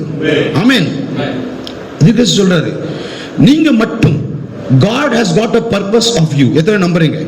தேவன் மனவாட்டியை குறித்து, உங்களை குறித்து சகோதரி சகோதரி ஒரு தீர்மானத்தை உண்டாக்கி இருக்கிறார். ஆமென். அந்த தீர்மானத்தை அவர் மாற்ற போவதில்லை. நம்புறீங்களா? நீங்கள் உண்டாவதற்கு முன்பே, நீங்கள் இந்த சபைக்கு வருவதற்கு முன்பே, நீங்கள் இந்த உலகத்திற்கு பிறப்பதற்கு முன்பே உங்களை குறித்த தீர்மானத்தை தேவன் ஏற்கனவே தீர்மானித்து விட்டார். அதை அவர் மாற்ற போவதில்லை. ஆமென். அதை பாதுகாக்க முடியுமா? முடியாதா? எத்தனை நம்புறீங்க? கர்த்தர் வந்து சகோதரர் இம்மானுவேலை குறித்து ஒரு தீர்மானம் வச்சிருக்காருன்னா அதை பாதுகாக்க வல்லவரா இல்லையா? யாக்கோபு எவ்வளவு எத்தனை என்று சொல்லாத, தாவீது எவ்வளவு விபச்சாரம் பண்றான்னு என்று சொல்லாத, அவனை குறித்த தீர்மானத்தை நிறைவேற்ற நான் வல்லவனா இருக்கேன்னு தேவன் சொல்கிறார். ஆமென். நம்புறீங்களா? அப்ப மனவாட்டியை குறித்து ஒரு தீர்மானம் இருக்கா இல்லையா? ஆமென். அது நிறைவேற வேண்டுமா வேண்டாமா? அந்த தீர்மானத்தை நீங்க அறிந்து கொள்ளும்போது முக்கியமான காரியங்கள் கேட்டுங்க. அவர் சொல்றாரு, if you can only get to that place, நீங்கள் மாத்திரம் அந்த தீர்மானத்தை அறிந்து கொண்டால், how much trouble you save for God and yourself.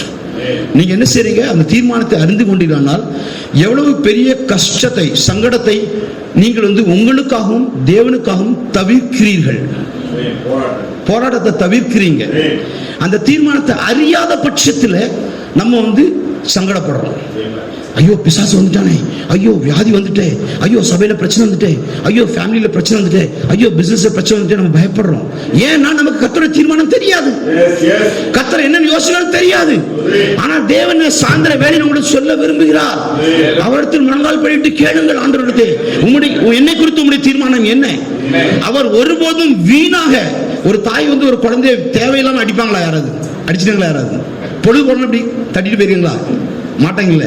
அப்ப கர்த்தர் எப்படி செய்வார்? கர்த்தர் எப்படி செய்வார்? நம்முடைய ஜீவிதத்தில் கர்த்தர் ஒருபோதும் செய்ய மாட்டார் அப்படி.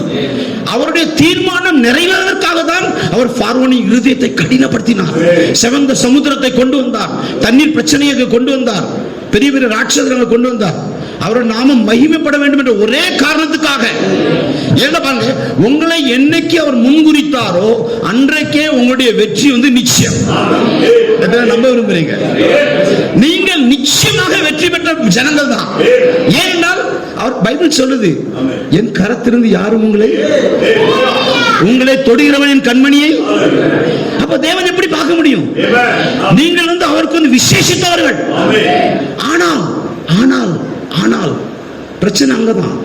நமக்கு அவருடைய தீர்மானம் தெரியாததுனால, அவர் நம்ம குறித்து என்ன விரும்புகிறார் தெரியாததுனால என்ன செய்யறோம்? நம்ம வந்து அழைக்கடிக்கப்படுகிறோம். கிறிஸ்தவர்கள் ஏன் அலைக்கேற்கப்படுகிறார்கள் தீர்க்கதரிசி செய்தி கொடுத்திருக்கார். why are Christians tossed here and there? ஆமென். நான் அந்த சப்ஜெக்ட் இல்லை. நீங்கள் உங்களுடைய தீர்மானத்தை அறிந்து கொள்ளினால் நீங்கள் உங்களுக்காகவும் கர்த்தருக்காகவும் அநேக போராட்டங்களை நீங்கள் தவிர்க்க முடியும். you can save trouble for God and yourself. எப்போ உங்களை குறித்த தீர்மானத்தை அறிந்து கொள்ளும்போது. யாக்கோபு பயந்தான், ஆண்டவரே என் சகோதரன் எல்லாம் சந்திக்க முடியாது, நான் ஏமாத்தி வாங்கிட்டேன். அவனுடைய மூளை என்ன செய்தது? பெண்களுக்கு நான் முதலிடம் தானே, பெண்களை கொண்டு போப்பா, மனைவிமார்கள் குழந்தைமார்கள் கொண்டு போப்பா. அப்படியே அவன் இறக்கப்படான்னு பார்த்தான். ஒண்ணுமே நடக்கல. அவன் ஒரு கால் இறக்கப்பட்டிருக்கலாம், ஆனா அவனுக்குள்ள இந்த பயம் அவனை குத்திக்கிட்டே இருந்தது. இது புத்திர சுவாரம் மாதிரி இல்லையே, இது சேஷ்ட புத்திர பாகம் மாதிரி தோணலையே. சேஷ்ட புத்திர பாகமா இருந்துட்டு எப்படி பயம் வருது? நான் ஒரு விசுவாசியா இருந்து பிசாசு கொண்டு ஏன் நடுங்குறேன்? ஒரு விசுவாசி சொல்லிக்கிட்டு நான் ஏன் இப்படியாக திரிகிறேன்? ஒரு விசுவாசி சொல்லிட்டு என் ஜீவன் ஏன் இப்படி இருக்கிறது? அந்த பயம் யாக்கோபுக்கு வந்தது. அவன் உடனே முழங்கால் போட்டு ஜெபிக்க ஆரம்பிச்சான். உடனே அங்க ஆண்டவர் அவனை சந்திக்க வந்தார். அவன் பயத்தை மாற்றி போட்டாரா போடலையா? அவன் எவ்வளவு எத்தனை என்று சொல்லாதீங்க, கர்த்தருடைய தீர்மானத்தை யாராலையும் அழிக்கவே முடியாது. அவர் நினைத்தது ஒருபோதும் தடை பண்ணவே முடியாது. இன்னும் பேச போனா நிறைய காரியங்கள் சொல்லலாம். யோசேப்பை குறித்து நீங்க படிச்சு பாருங்க, தானியேலை குறித்து நீங்க படிச்சு பாருங்க, ஒவ்வொருடைய ஜீவிதத்தை நீங்க படிச்சு பாருங்க. தேவன் என்ன தீர்மானித்தார், அவங்க மாம்சப்பிரமாணம் எங்க போனாங்க, தேவன் எப்பொழுது தீர்மானத்தை அவங்களுக்கு வெளிப்படுத்தினாரு, அப்பொழுது அவங்க சரியான வார்த்தைக்கு வந்தாங்க, சரியான வழிக்கு வந்தாங்க. அதுதான் சகோதரே சகோதரியே, நன்றாக பார்த்துக்கொள்ளுங்க. ஏனென்றால் அவர் உங்களை என்று முன்குறித்தாரோ அன்றே நீங்கள் வெற்றி பெற்றவர்களாக இருக்கீர்கள். எத்தனை நம்ப விரும்புறீங்க? ஆமென். யாராவது நம்ம மத்தியில தகப்பனை போல இல்ல தாயை போல ஆவதற்கு முயற்சி பண்ணிருக்கீங்களா? ஐ மீன், மூக்கு தாயை போல இருக்கணும், காது தந்தையை போல இருக்கணும், இல்ல முடி அப்பா மாதிரி இருக்கணும், இல்ல மீச அப்பா மாதிரி இருக்கணும், ஆசைப்பட்டிருக்கீங்களா? இல்ல முயற்சி பண்ணிருக்கீங்களா? முடியாது. அந்த ஜீவ அணு தாய் தகப்பன் உங்களுக்குள் இருந்தபடியினால் ஆட்டோமேட்டிக்காக அந்த சுபாவம் உங்களுக்கு வந்ததா வரலையா? அதே போல்தான் கர்த்தருடைய ஆவி உங்களுக்குள் வரும்போது உங்களுக்குள் அந்த சுபாவம் ஆட்டோமேட்டிக்காக வரும். பைபிள் எவ்வளவு தெளிவாக சொல்றது, எத்தனை நம்புறீங்க? நீங்கள் என்னை தெரிந்து கொள்ளவில்லை, நானும் உங்களை. அப்போ நீங்க முயற்சி பண்ணா ஓட முடியுமா? திருடிட்டு ஓடி போற திருடனையே போலீஸ்காரன் விட மாட்டேங்கிறான். அப்ப யோனா எங்க போனா தேவன் விடுவாரா அவனை? இல்ல மோசஸ் தான் 40 வருஷம் போனா தேவன் விடுவாரா? கர்த்தருடைய தீர்மானத்தை நீங்க இருப்பீர்களானால் கர்த்தர் ஒருபோதும் உங்களை கைவிட மாட்டார். நீங்க அவருக்கு ஓடவே முடியாது. தாவீது சொல்ல, நான் பாதாளத்தில் படுக்கை போட்டாலும் நீ அங்க இருக்கிறீர். அப்ப நீங்க எப்படி ஓட முடியும்? நீ நானும் ஓடவே முடியாது. சகோதரே சகோதரி, நம்ம அந்த தீர்மானத்தை அறிந்து கொள்ள வேண்டியது அவசியமா இருக்கு. ஏன்னா அந்த தீர்மானம் ஒருபோதும் தோல்வி அடையவே முடியாது. ஏன் அவர் உங்களை முன்குறித்தார் உங்களுக்கு எத்தனை பேருக்கு தெரியும்? எத்தனை நம்புறீங்க? எனக்கு நான் ஒரு இந்து பிராமின்ல இருந்து கன்வெர்ட் ஆனதுனால உங்களுக்கு விஷயத்தை சொல்ல வரேன். நான் கிறிஸ்தவனான புதுசு பெரிய கேள்விக்குறி என்ன தெரியுமா? தப்பா நினைக்க வேண்டாம். இந்து மக்கள் எல்லா கோயிலுக்கும் போக ரெடியா இருக்காங்க. ஆனா இவங்க அங்க சர்ச்சுக்கு போக மாட்டாங்க, இவங்க அந்த சர்ச்சுக்கு போக மாட்டாங்க, இவங்க அவங்க கூட பேச மாட்டாங்க, இவங்க அவங்க கூட பேச மாட்டேங்கிறாங்க. பெரிய குழப்படியா இருந்தது. அப்புறம் தான் தீர்க்கதரிசி செய்தி மூலமாக தெளிவு வந்தது.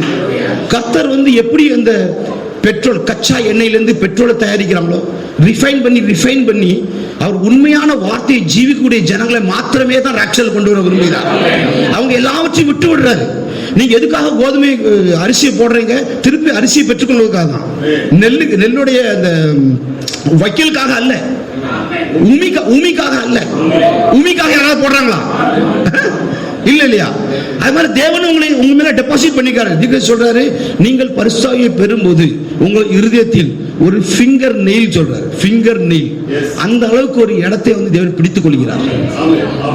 அவர் பிடித்துக் கொண்ட இடத்தைக்கு யாரும் அவரை காலி பண்ண வைக்கவே முடியாது. நான் யாரை சொல்றேன்? உண்மையாக பரிசுத்தாவியை பெற்ற ஜனங்களை சொல்றேன். ஏனென்றால் அவங்க ஏற்கனவே முன்குறிக்கப்பட்ட ஜனங்கள். தேவன் பட்சபாதம் பார்க்கக்கூடிய தேவன் அல்ல. அவர் ஒருத்தனுக்கு சப்போர்ட் பண்ணதுக்கு ஒருத்தருக்கு சப்போர்ட் பண்ணாம இருக்கக்கூடிய தேவன் அல்ல, கண்டிப்பாக கிடையாது. ஆனால் அவர் ஆதியிலிருந்து அந்த மாதிரி தெரிந்து வைத்திருக்கிறவர். இங்கிலீஷ்ல 3 காரணம் சொல்லப்பட்டிருக்கு. தீர்க்க சொல்றாரு, தேவன் ஓம்னிபோட்டன்ட். ஓம்னிபோட்டன்ட்னா சர்வ வல்லமையுள்ள கர்த்தர். ஓம்னிஷியன்ட். ஓம்னிஷியன்ட்னா அவருக்கு ஆதியிலிருந்து அந்த வரை எல்லாமே அவருக்கு தெரியும். அவருக்கு மறைபொருளானது ஒன்றுமே இல்லை. Omni present. அவர் எல்லா இடத்திலும் இருப்பார், தூணில் இருப்பார், திரும்பி இருப்பார், எல்லா இடத்திலும் அவர் இருக்காரு. அவர் யாருமே மாற்றவே முடியாது. அப்பேற்பட்ட தேவன் உங்களை குறித்து ஒரு தீர்மானம் பண்ணிருப்பாரானால் இன்று இரவு நீங்க தேவனுக்கு சத்தம் கொடுங்க, ஆண்டவரே என்னை குறித்த தீர்மானம் என்ன சொல்லும், இதோ நான் உங்க அடியான், ஒப்பு கொடுத்து ஜெபிக்க பாருங்க. கர்த்தர் நிச்சயமாக மாற்றுவார். நான் ஏன் சொல்ல வரேன், தீர்க்கதரிசி சொல்றாரு who is God, அது தமிழ்ல மொழிபெயர்க்கப்படல அந்த செய்தி. தேவன் யார் அப்படின்னு ஒரு செய்தி இருக்கிறது.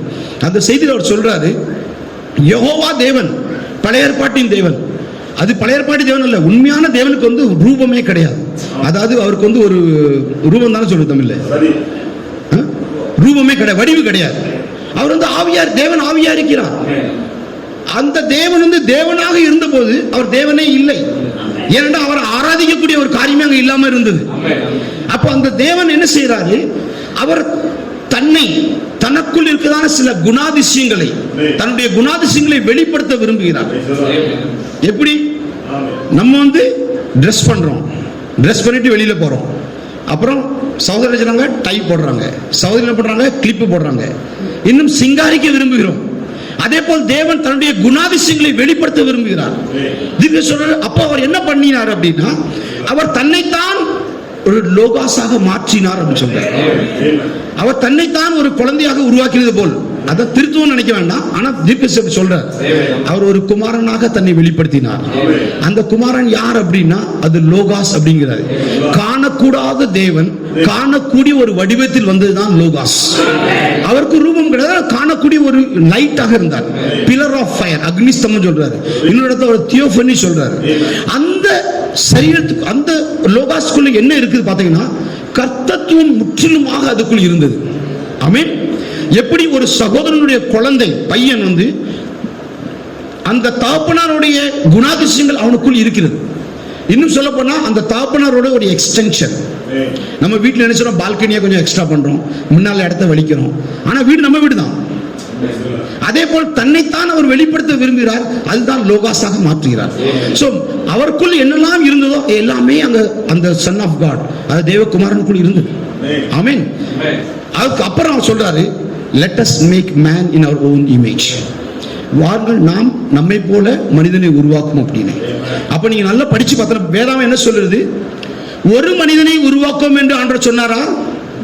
பைபிள் படிச்சு பாருங்க, மனிதனை உருவாக்கும் என்று சொல்லியிருக்கு. அந்த மனிதன் யார் அப்படின்னா, எல்லா மனுஷனுடைய ஆவிகளும், நீங்க எஸ்ஐக்கில் படிக்கலாம், எல்லா ஆத்மாக்களும் என்னுடையதுன்னு ஆண்டவர் சொல்றார். எல்லா ஆத்மாக்களும் தன்னுடைய சாயலில் தான் தேவன் படைத்தார். பிசாசு அலைக்கழிக்க முடியும், பிசாசு அவங்க வந்து டிஸ்டர்ப் பண்ண முடியும், ஆனால் தேவன் படைத்தது எல்லாமே நல்லதாக இருக்கிறது. எத்தனை நம்புறீங்க? சோ அந்த லோகாசுக்குள் அவருடைய பரிபூர்ணம் இருந்தது. நீங்களும் இருந்தோம், நானும் இருந்தோம், ஆதாமும் இருந்தா, ஏவாளும் இருந்தா, வில்லியம் பிரணம் அங்கதான் இருந்தாங்க. எத்தனை நம்புறீங்க? யோபு அங்க இருந்தபடினால்தான் பைபிள்ல யோபிட்ட ஆண்டவர் கேட்கிறாரு, நான் உலகத்துக்கு அஸ்திவாரம் போடப்படும் போது தேவ புத்திரர்கள் சந்தோஷிக்கும் போது நீ எங்க இருந்தாய்? அப்ப தேவ புத்திரர்கள் யாரெல்லாம் சந்தோஷித்தாங்க? எந்த வடிவத்தில் இருந்தாங்க? எப்படியாக ஒரு சகோதரன் எனக்கு ஒரு குழந்தை பிறக்கணும் முடிவு எடுக்கிறாரோ அந்த சிந்தனை தான் குழந்தையாக பிறக்குது. இன்னும் நீங்க பைபிள்ல படிச்சீங்கன்னா அந்த சகோதரிகள் வந்து ஒவ்வொரு தடவை குழந்தை பிறக்கும் போது என்ன அவஸ்தைப்பட்டாங்களோ அந்த பேரை தான் விட்டாங்க. அதே காரியம் தான் யோசுவா அந்த நிலத்தை கொடுக்கும் போது நீங்க அப்புறம் படிச்சு பாருங்க, அந்த பேரை கொடுக்கிறார். அதே போல் வந்து தேவன் தன்னுடைய சித்தத்தில் நான் வந்து ஒரு சுகமளிக்கின்ற தேவனை காட்ட விரும்புகிறேன், நான் வந்து ஒரு மீட்பின் தேவன் என்று காட்ட விரும்புகிறேன் அப்படின்னு முடிவு பண்ணிட்டார். முடிவு பண்ணின பிறகு அவரால் உங்களை வந்து வியாதியில போட முடியாது. ஏன்னா அவர் ஒரு நல்ல தேவன், அவர் பாவம் செய்யாத தேவன். அவர் உங்களை வியாதியில போட முடியுமா சகோதரியே? முடியவே முடியாது.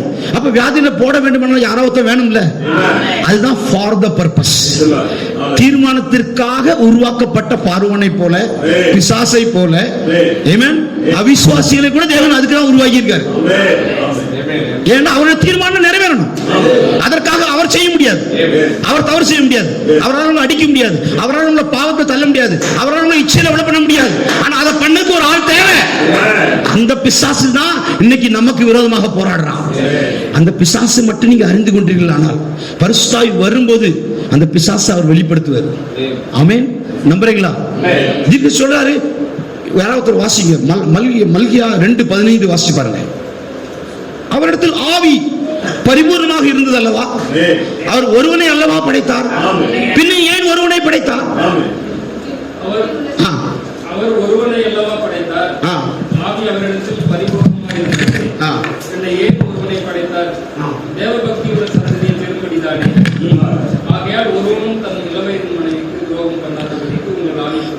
உங்கள் இதுதான் முக்கியமான பாயிண்ட். அவர் ஒருவனை ஏன் படைத்தாரு? அந்த தேவத்துவத்தின் பரிபூர்ணம் எல்லாம் அந்த குமாரனுக்குள் இருந்தது. ஆமென். என்னை கண்டவன் பிதாவை கண்டவன் இயேசு கிறிஸ்து சொன்னார் இல்லையா? அந்த son of God logos pillar of ஃபயருக்குள்ள தேவத்துவத்தின் பரிபூர்ணம் எல்லாம் இருந்தது. அப்பதான் தீர்க்க சொல்ற நாமும் அவருக்குள் இருந்தோம் அப்படிங்கிறது. நம்முடைய ஆத்மா அங்க தேவனுக்குள் இருந்தது. அவரிடத்தில் பரிபூர்ணமாக எல்லாருமே இருந்தாங்க. ஆனா அவர் அதுல இருந்து ஒரே ஒரு ஆள் ஆதாமை எடுத்து, ஆதாம் ஏவாளை ஒரே எடுத்து ஒரு ஆவியாக சிருஷ்டித்தார். ஆமென். முதல் மனிதனை சிருஷ்டித்தார், அப்பொழுதுதான் ஒருவனை சிருஷ்டித்தார். அதுக்கு முன்னால மனுஷனை சிருஷ்டித்தார், அப்புறம் ஒருவனை சிருஷ்டித்தார். ஆமென். அந்த ஒருவனுக்குள்ளதான் நம்முடைய மாம்சம் எல்லாமே இருந்தது. ஆனா நம்முடைய ஆத்மா எங்க இருந்தது? தேவனுக்குள் இருந்தது. நம்புறீங்களா? அப்ப தேவனுக்குள் இருந்த போது நாம் எப்படி இருந்தோம்? தேவ புத்திரர்கள் ஜெயம் கொண்டார்கள், சந்தோஷப்பட்டாங்க தேவன் பூமிக்கு அஸ்திவாரம் போடும்போது. ஆமென். அப்ப பாருங்க, அந்த ஆதாம் ஏவாள் அவள் பெண்ணாகவும் ஆணாகவும் இருந்தாங்க. அதுக்கு என்ன சொல்ல தமிழ்ல? ஆண் பெண் ரெண்டு சேர்ந்து இருந்தாங்க. அப்போ ஆவியாக இருந்தாங்க. தன்னுடைய சாயலாக அவர் படைத்தார். அப்ப எப்படி பரிசுத்த ஆவி சபையை இன்னைக்கு வழி நடத்துறதோ, இங்க பரிசுத்த ஆவி தெரிய மாட்டேங்குது. கண்ணுக்கு தெரியுதா? தெரியல. ஆனா கிரியை தெரியுதா? நம்புறீங்களா? கிரியை தெரியுதா? இங்க காற்று இல்ல, ஆனா காற்றின் கிரியை தெரியுதா? தெரியுதா? தெரியலையா? அதே மாதிரி நான் பரிசுத்த ஆவியின் கிரியை எப்படி சபையை வழி நடத்துதோ, அதே போல்தான் ஆதாம் ஏவாளும் இந்த பூமியை ஆண்டு கொண்டார்கள். அதுக்கு அப்புறம் பைபிள் சொல்லுது, பூமியை இதுபடுறதுக்கு ஆள் இல்லை சொல்லி, உழுவதற்கு ஆள் இல்லை சொல்லி அவர் அந்த ஆவியை எடுத்து ஒரு மாம்சத்தில் போடுறாரு. ஆமென். புரியுதா? சிருஷ்டி புரியுதா உங்களுக்கு? ஒரு மாம்ச வடிவத்தில் போடுறாரு. அப்ப மாம்சத்தில் போட்டபடியினால் அது கீழே விட தகுந்ததாக இருக்கிறது. பூமியிலிருந்து வருது பூமிக்கு போகும், மண்ணிலிருந்து வருது மண்ணுக்கு போகும். அப்ப மாம்ச வடிவாக பண்ணும்போது அங்க ஒரு மிருகமாக அல்லாமல் ஆத்மா மாம்சத்தில் இருந்தபடினால் அவன் மனுஷனானான். நம்புறீங்களா? அதே ஆத்மா இல்லாமல் பூமியிலிருந்து சிருஷ்டிக்கப்படுறது எல்லாமே மிருகமாக இருக்கிறது. நம்புறீங்களா? அதனால திருச்சி சொல்றாரு, எவனிடத்தில் பரிசுத்த ஆவி இல்லையோ அவன் மிருகமாக இருக்கிறான். சொன்னா எல்லாருமே பரிசுத்த ஆவி இல்லைன்னா நம்ம மிருகமாக தான் இருக்கிறோம். நம்மிடத்துல வித்து இல்லை. ஆனால் எப்படி ஆதாமாகிய ஒருவனை எடுத்து மாம்சத்தில் போட்டாரோ, அதே போல ஆதாம் அங்க இழந்து போனான். உங்களுக்கு எல்லாம் ஸ்டோரி தெரியும். பிசாசு எப்படி அவனை வஞ்சித்து இழக்க பண்ணினான் ஏவாள் மூலமாக. அவருடைய தீர்மானம் நிறைவேற வேண்டும் என்றால் ஒரு பிசாசு இருக்க வேண்டுமே. பிசாசு இல்லாமல் ஏவாள் எப்படி விழ முடியும்? ஏவாள் விழலைன்னா அவர் ஒரு மீட் பண்ணி எப்படி காட்ட முடியும்? ஆமென். நீ பாருங்க, ஆதாம் என்ன பண்ணினா? விழுந்த உடனே ஆதாம் ஏவாளும் போய் ஒளிஞ்சுக்கிட்டாங்க. இன்னைக்கு நம்மளால ஜீவிக்க முடியலன்னு என்ன செய்யறோம்? எட்டாத பழம் புளிக்கும், ஒதுங்கிடும். ஆனா யாரு முன்குறித்தாரோ அவர் சும்மா இருப்பாரா? அவர் சும்மா இருக்க மாட்டார். ஏன்னா அவருடைய தீர்மானம் நிறைவேறியே ஆக வேண்டும். அவர் தீர்மானம் நிறைவேற்றுக்காக என்ன செஞ்சார் பாருங்க, ஃப்ரீயாக ஒரு மன்னிப்பை கொண்டு வந்தார். ஆதாம் கேட்டு மன்னிப்பு கொடுக்கல. சகோதரி சகோதரி, பைபிள் நல்லா வாசித்து பாருங்க. நீங்க கேட்டு மன்னிப்பை தேவன் கொடுக்கல, அவர் உங்களை நேசித்தபடியினால் மன்னிப்பை கொடுத்திருக்கிறார். இன்னைக்கு எத்தனையோ ஜனங்கள் ஏசா கதறி கதறி அழுதான், ஆனா கர்த்தர் செவி கொடுக்கல. ஆனா யாக்கோபுடைய ஒரு கண்ணீரை தேவன் பார்க்க முடியாது. ஆமென். சகோதரி சகோதரி, நான் உண்மையாக சொல்கிறேன், அவர் உங்களை முன்குறித்த நாளே நீங்கள் ஜெயம் கொண்டு விட்டீர்கள் என்று உங்களுக்காக ரத்தம் சிந்தினாரோ அன்னைக்கு அதை உறுதிப்படுத்திக்கிட்டார். நான் முன்குறித்த நிச்சயமாக நீதிமான் ஆக்கியிருக்கிறேன். ஒருபோதும் அவருடைய தீர்மானம் தடைபடவே முடியாது. அவர் யோசித்து தடைபடவே முடியாது. ஏன்னா அவருடைய வார்த்தை புடமிடப்பட்டிருக்கிறது. அது டெஸ்டட் அண்ட் ட்ரைடு வேர்ட்.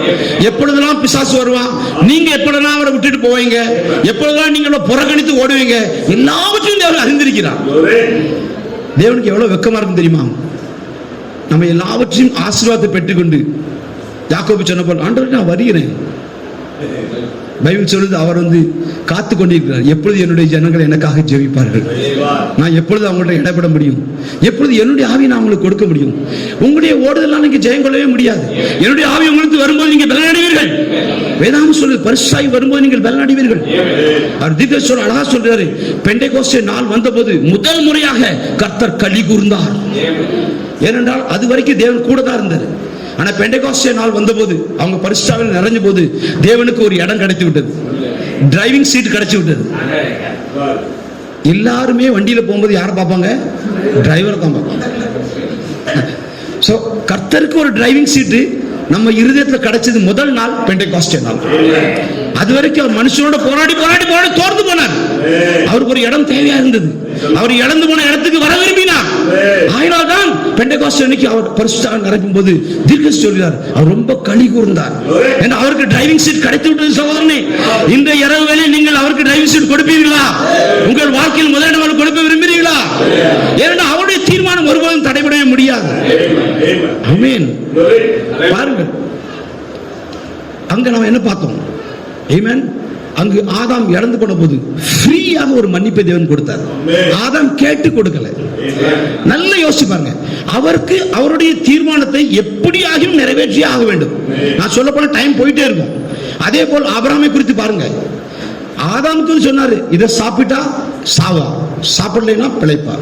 ஆனா ஆபிரகாம் எடுத்து சொல்றாரு, நீ என்ன பண்ணினாலும் பரவாயில்லை, நான் உன்னை ஆசீர்வதிப்பேன். இங்கிலீஷ் சொல்றாரு அன்கண்டிஷனல் கவர்னன்ட், எந்த ஒரு நிபந்தமற்ற உடன்படிக்கை. அவருடைய தீர்மானத்தை நிறைவேற்ற வல்லவரா இருக்கீங்களா? நான் ஒரே கருத்தை சொல்லி முடிக்க விரும்புறேன். அவருடைய தீர்மானம் ஒருபோதும் மாறவே முடியாது சகோதர சகோதரி. அவருடைய ஆவியானவர் உங்களுக்குள்ள வரும்போது பாருங்க, நான் சொன்ன மாதிரி அந்த தேவன் தான் இழந்து போனதை தேடதான் வந்திருக்கிறார். அவர் சொல்றாரு, எப்படி அவர் ஆவி வந்தாரோ, லோகாசாக மாறினாரோ, திரும்பி மனுஷனாக வந்தாரோ, மனுஷன் கீழே விழுந்தானோ, அதுக்கப்புறம் தான் ஒரு மீட்பன் என்பதை காட்டுவதற்காக அவர் ஃப்ரீயாக மன்னிப்பை கொண்டு வந்தார். ஆபிரகாமோடு அவர் உடன்படிக்கை பண்ணினார். ஆமென். பிரதர் பிரணம் சிகரெட்டை குடிக்க கையில் எடுத்தார். அங்கே பிரணம் தோல்வி அடைஞ்சு விட்டார். நம்புறீங்களா? மாம்சமான பிரணம் சிகரெட்டை கையில் எடுத்து பக்கத்தில் கொண்டு வரும் போதே தோல்வி அடைஞ்சு விட்டார். நீங்களும் நானும் ஏற்கனவே தோல்வி அடைந்தவர்கள் தான். பைபிள் சொல்லபடி மாம்சத்திலே இதோ என் தாய் என்னை பாவத்திலே கர்ப்பம் தரித்தார். கரெக்டா? ஆமென். அப்ப நம்ம எல்லாருமே பாவிதான். யாருமே தப்பு வழியே இல்லை, சாக்கு போல இடமே இல்லை. ஆனா அவருடைய தீர்மானம் கண்டிப்பாக நிறைவேறும். அது ஒருபோதும் அழிக்கப்படவே முடியாது. அதை நிறைவேற்றுவதற்காக அவர் ஃப்ரீயாக உங்களுக்கு மன்னிப்பு கொடுக்கிறார். உங்கள் பாவங்கள் செக்க செவேல் என்றால் நான் அதை மன்னிக்க தயாராக இருக்கிறேன். ஆமென். பாருங்க, இந்த மைக்கோட பர்பஸ் என்ன? இது சத்தம் கொடுக்கணும். ஏன்னா நான் சத்தம் போட்டு பேச காது இல்லை, ஆனா மைக் இருந்தா சத்தம் கரெக்டா போகும். சோ இதனுடைய தீர்மானம் என்ன?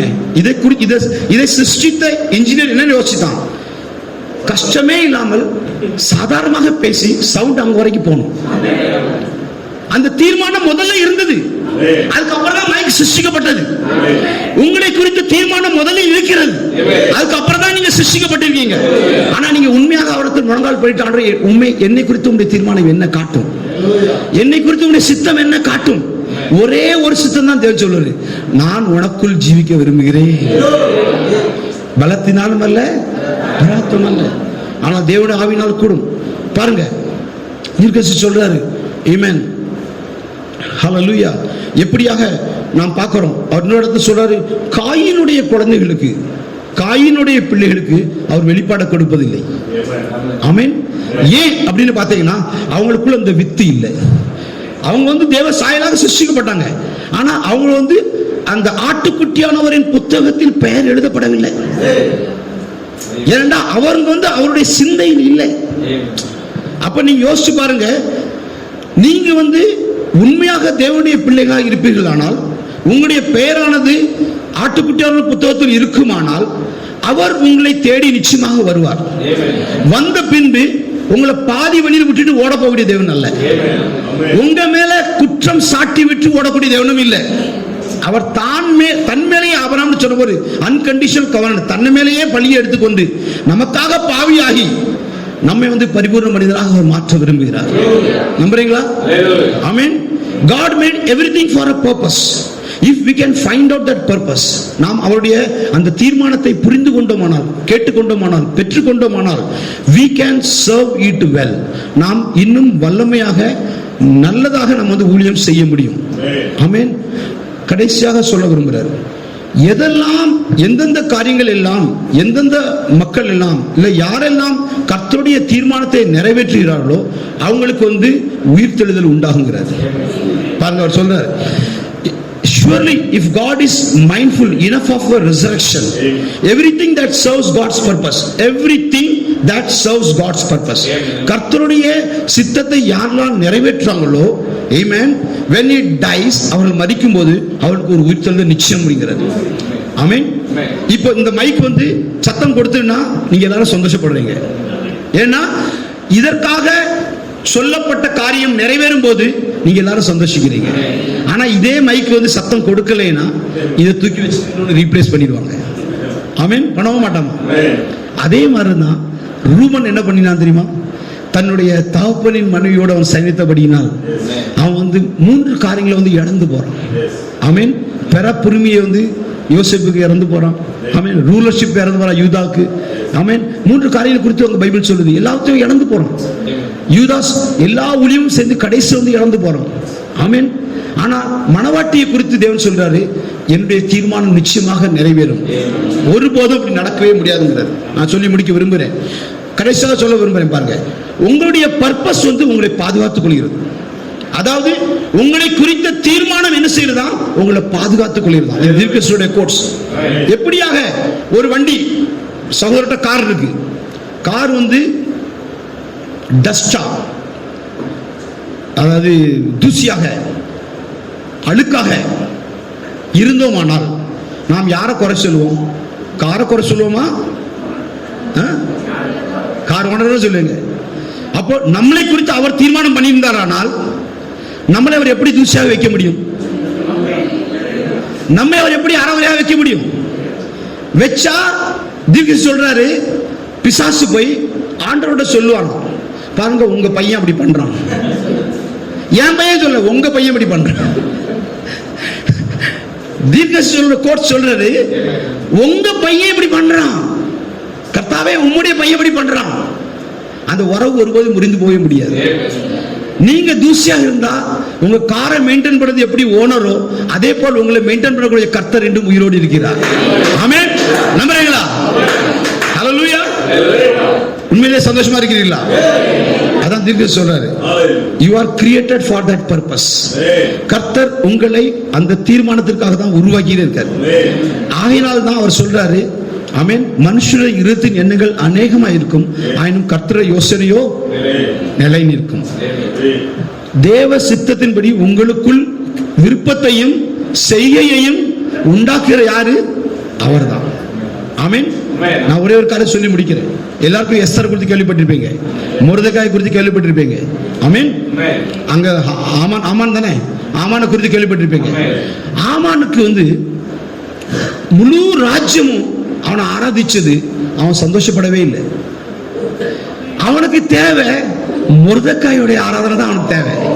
இன்றைக்கு பிசாசு வந்து உங்களுக்கு விரோதமாக இருக்கிற ஒரே ஒரு காரியம் என்ன வேணுமா? நம்ம ரோமர் 8:29 படிச்ச மாதிரி, எவரை அழைத்தாரோ முன்குறித்திருக்கிறார், எவரை முன்குறித்திருக்காரோ நீதிமான் ஆக்கியிருக்கிறார், எவரை நீதிமான் ஆக்கிறாரோ அவரை மகிமைப்படுத்தியிருக்கிறார். பிதாவின் மகிமையை யாருக்குமே கொடுக்க மாட்டார்.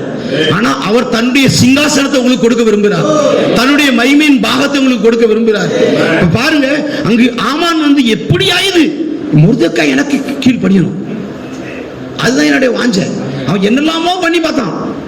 கடைசியாக பைபிள் படி நீங்க பாத்தீங்கன்னா அந்த ராஜா எப்ப திரும்பினது பாத்தீங்கன்னா, எப்ப திசை திரும்பி நல்லா படிச்சு பாத்தீங்கன்னா, அர்த்த ராத்திரியில் ராஜாக்கு தூக்கம் வரல. செய்கையும் கிரியையும் உண்டாக்க யாரு? எதற்காக? அவருடைய தீர்மானத்தை நிறைவேற்றுவதற்காக. அங்க ராஜாக்கு தூக்கம் வரல. எத்தனையோ புத்தகங்கள் இருக்கலாம், கரெக்டா அந்த புத்தகத்தை மட்டும் எடுத்தாரு. அது மாத்திரம் அல்ல, அவனுக்கு என்ன பண்ணுவீங்க இப்பதே பண்ணுங்க. அதுக்கப்புறம் நான் மோசஸ் குறித்து சொன்ன போது எப்படி அவனை வந்து அப்ரிஷியேட் பண்ணணும், எப்படி அவனுக்கு ரிவார்டு கொடுக்கணும், எப்படி அவனை மகிமைப்படுத்தணும் சொல்லும் போது அதே ஆமானியே கூட்டு வந்து கேளுங்க. எத்தனை உண்மையை நம்புறீங்க? உங்களுக்கு ஸ்டோரி புரிந்து நம்புகிறேன். கர்த்தர் உங்களை ஆசீர்வதிப்பாராக. எல்லாரும் ஜெபம் பண்ணுங்க, கர்த்தர் நிச்சயமாக உங்களை ஆசீர்வதிப்பாராக. ஏன்னா அவருடைய யோசனை, அவருடைய தீர்மானம் வந்து ஒருபோதும் தடைபடவே முடியாது. ஒரே ஒரு காரியம் அவர் என்ன விரும்புகிறார் தெரியுமா? பலத்தினாலும் அல்ல, பராத்மானம் அல்ல. நான் சொன்ன மாதிரி எப்படி கேன்சர் இன்னொரு ஜீவி நமக்குள்ள ஜீவிக்கிறதோ, அதே போல் பரிசுத்தாவி நமக்குள்ள ஜீவிக்க வேண்டும். அதற்காக வாஞ்சா இருங்க, பரிசுத்தாவை பெற்றுக்கொள்ளுங்க. கர்த்தர் உங்களை ஆசீர்வதிப்பாராக.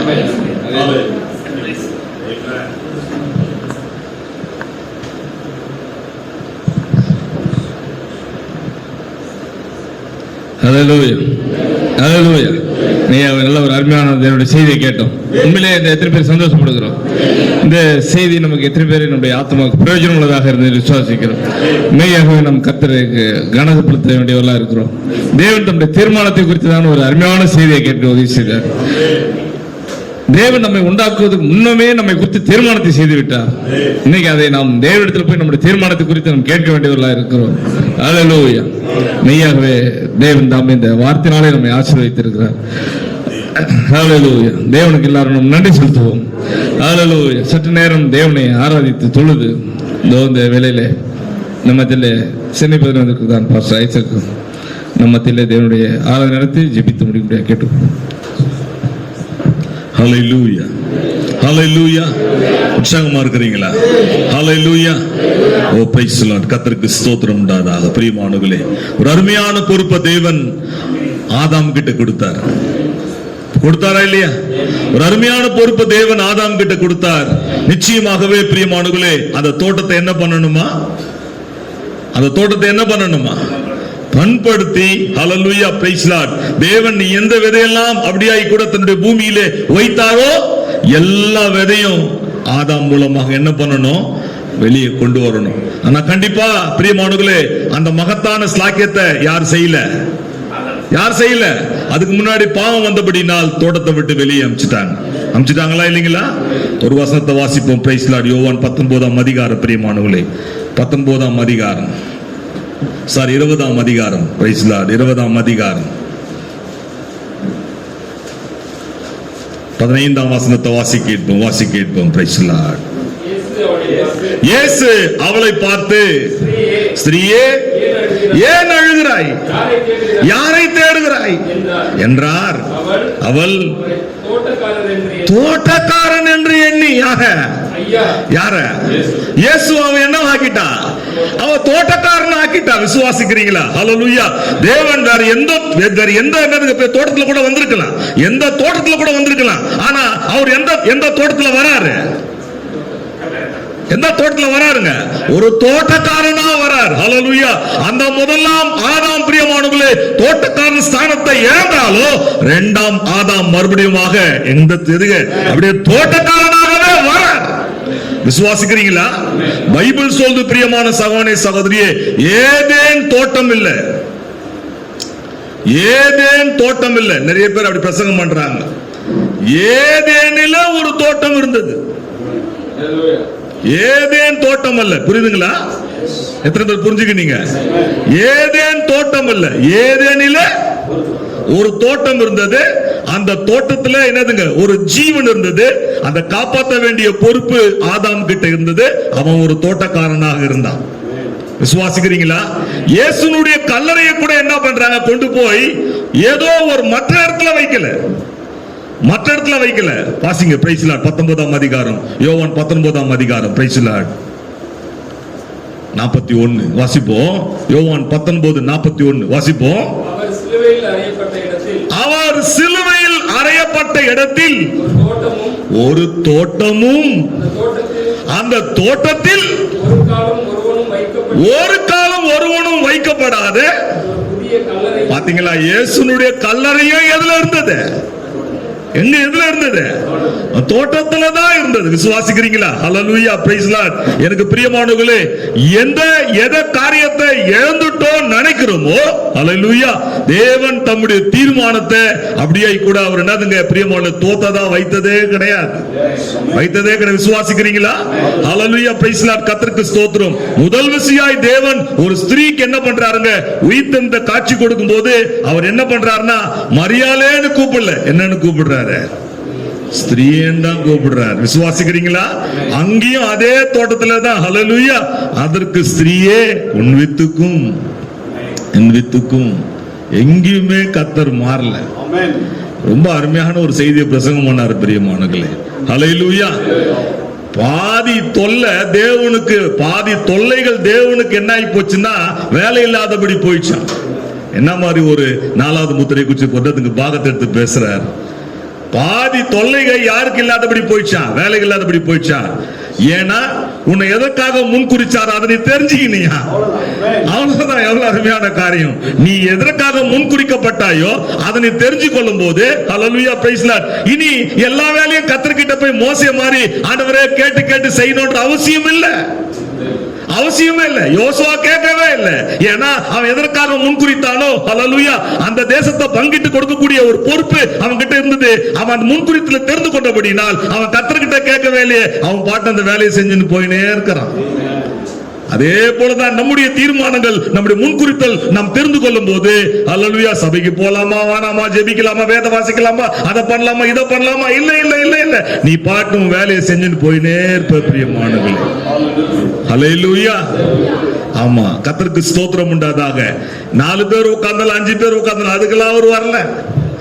தேவன் யாரு முன்குறித்தாரோ தீர்மானித்தாரோ அவங்களுக்கு என்னதுங்க தன்னுடைய வார்த்தையை உறுதிப்படுத்த தேவன் தூரத்துல இருந்து மகனை கொண்டு வந்தார். பிரியமானவர்களே, நிச்சயமாய் ஒரு மேலான ஒரு காரியத்தை கேட்டோம். இயேசு கிறிஸ்து 2வது தோட்டக்காரனாக.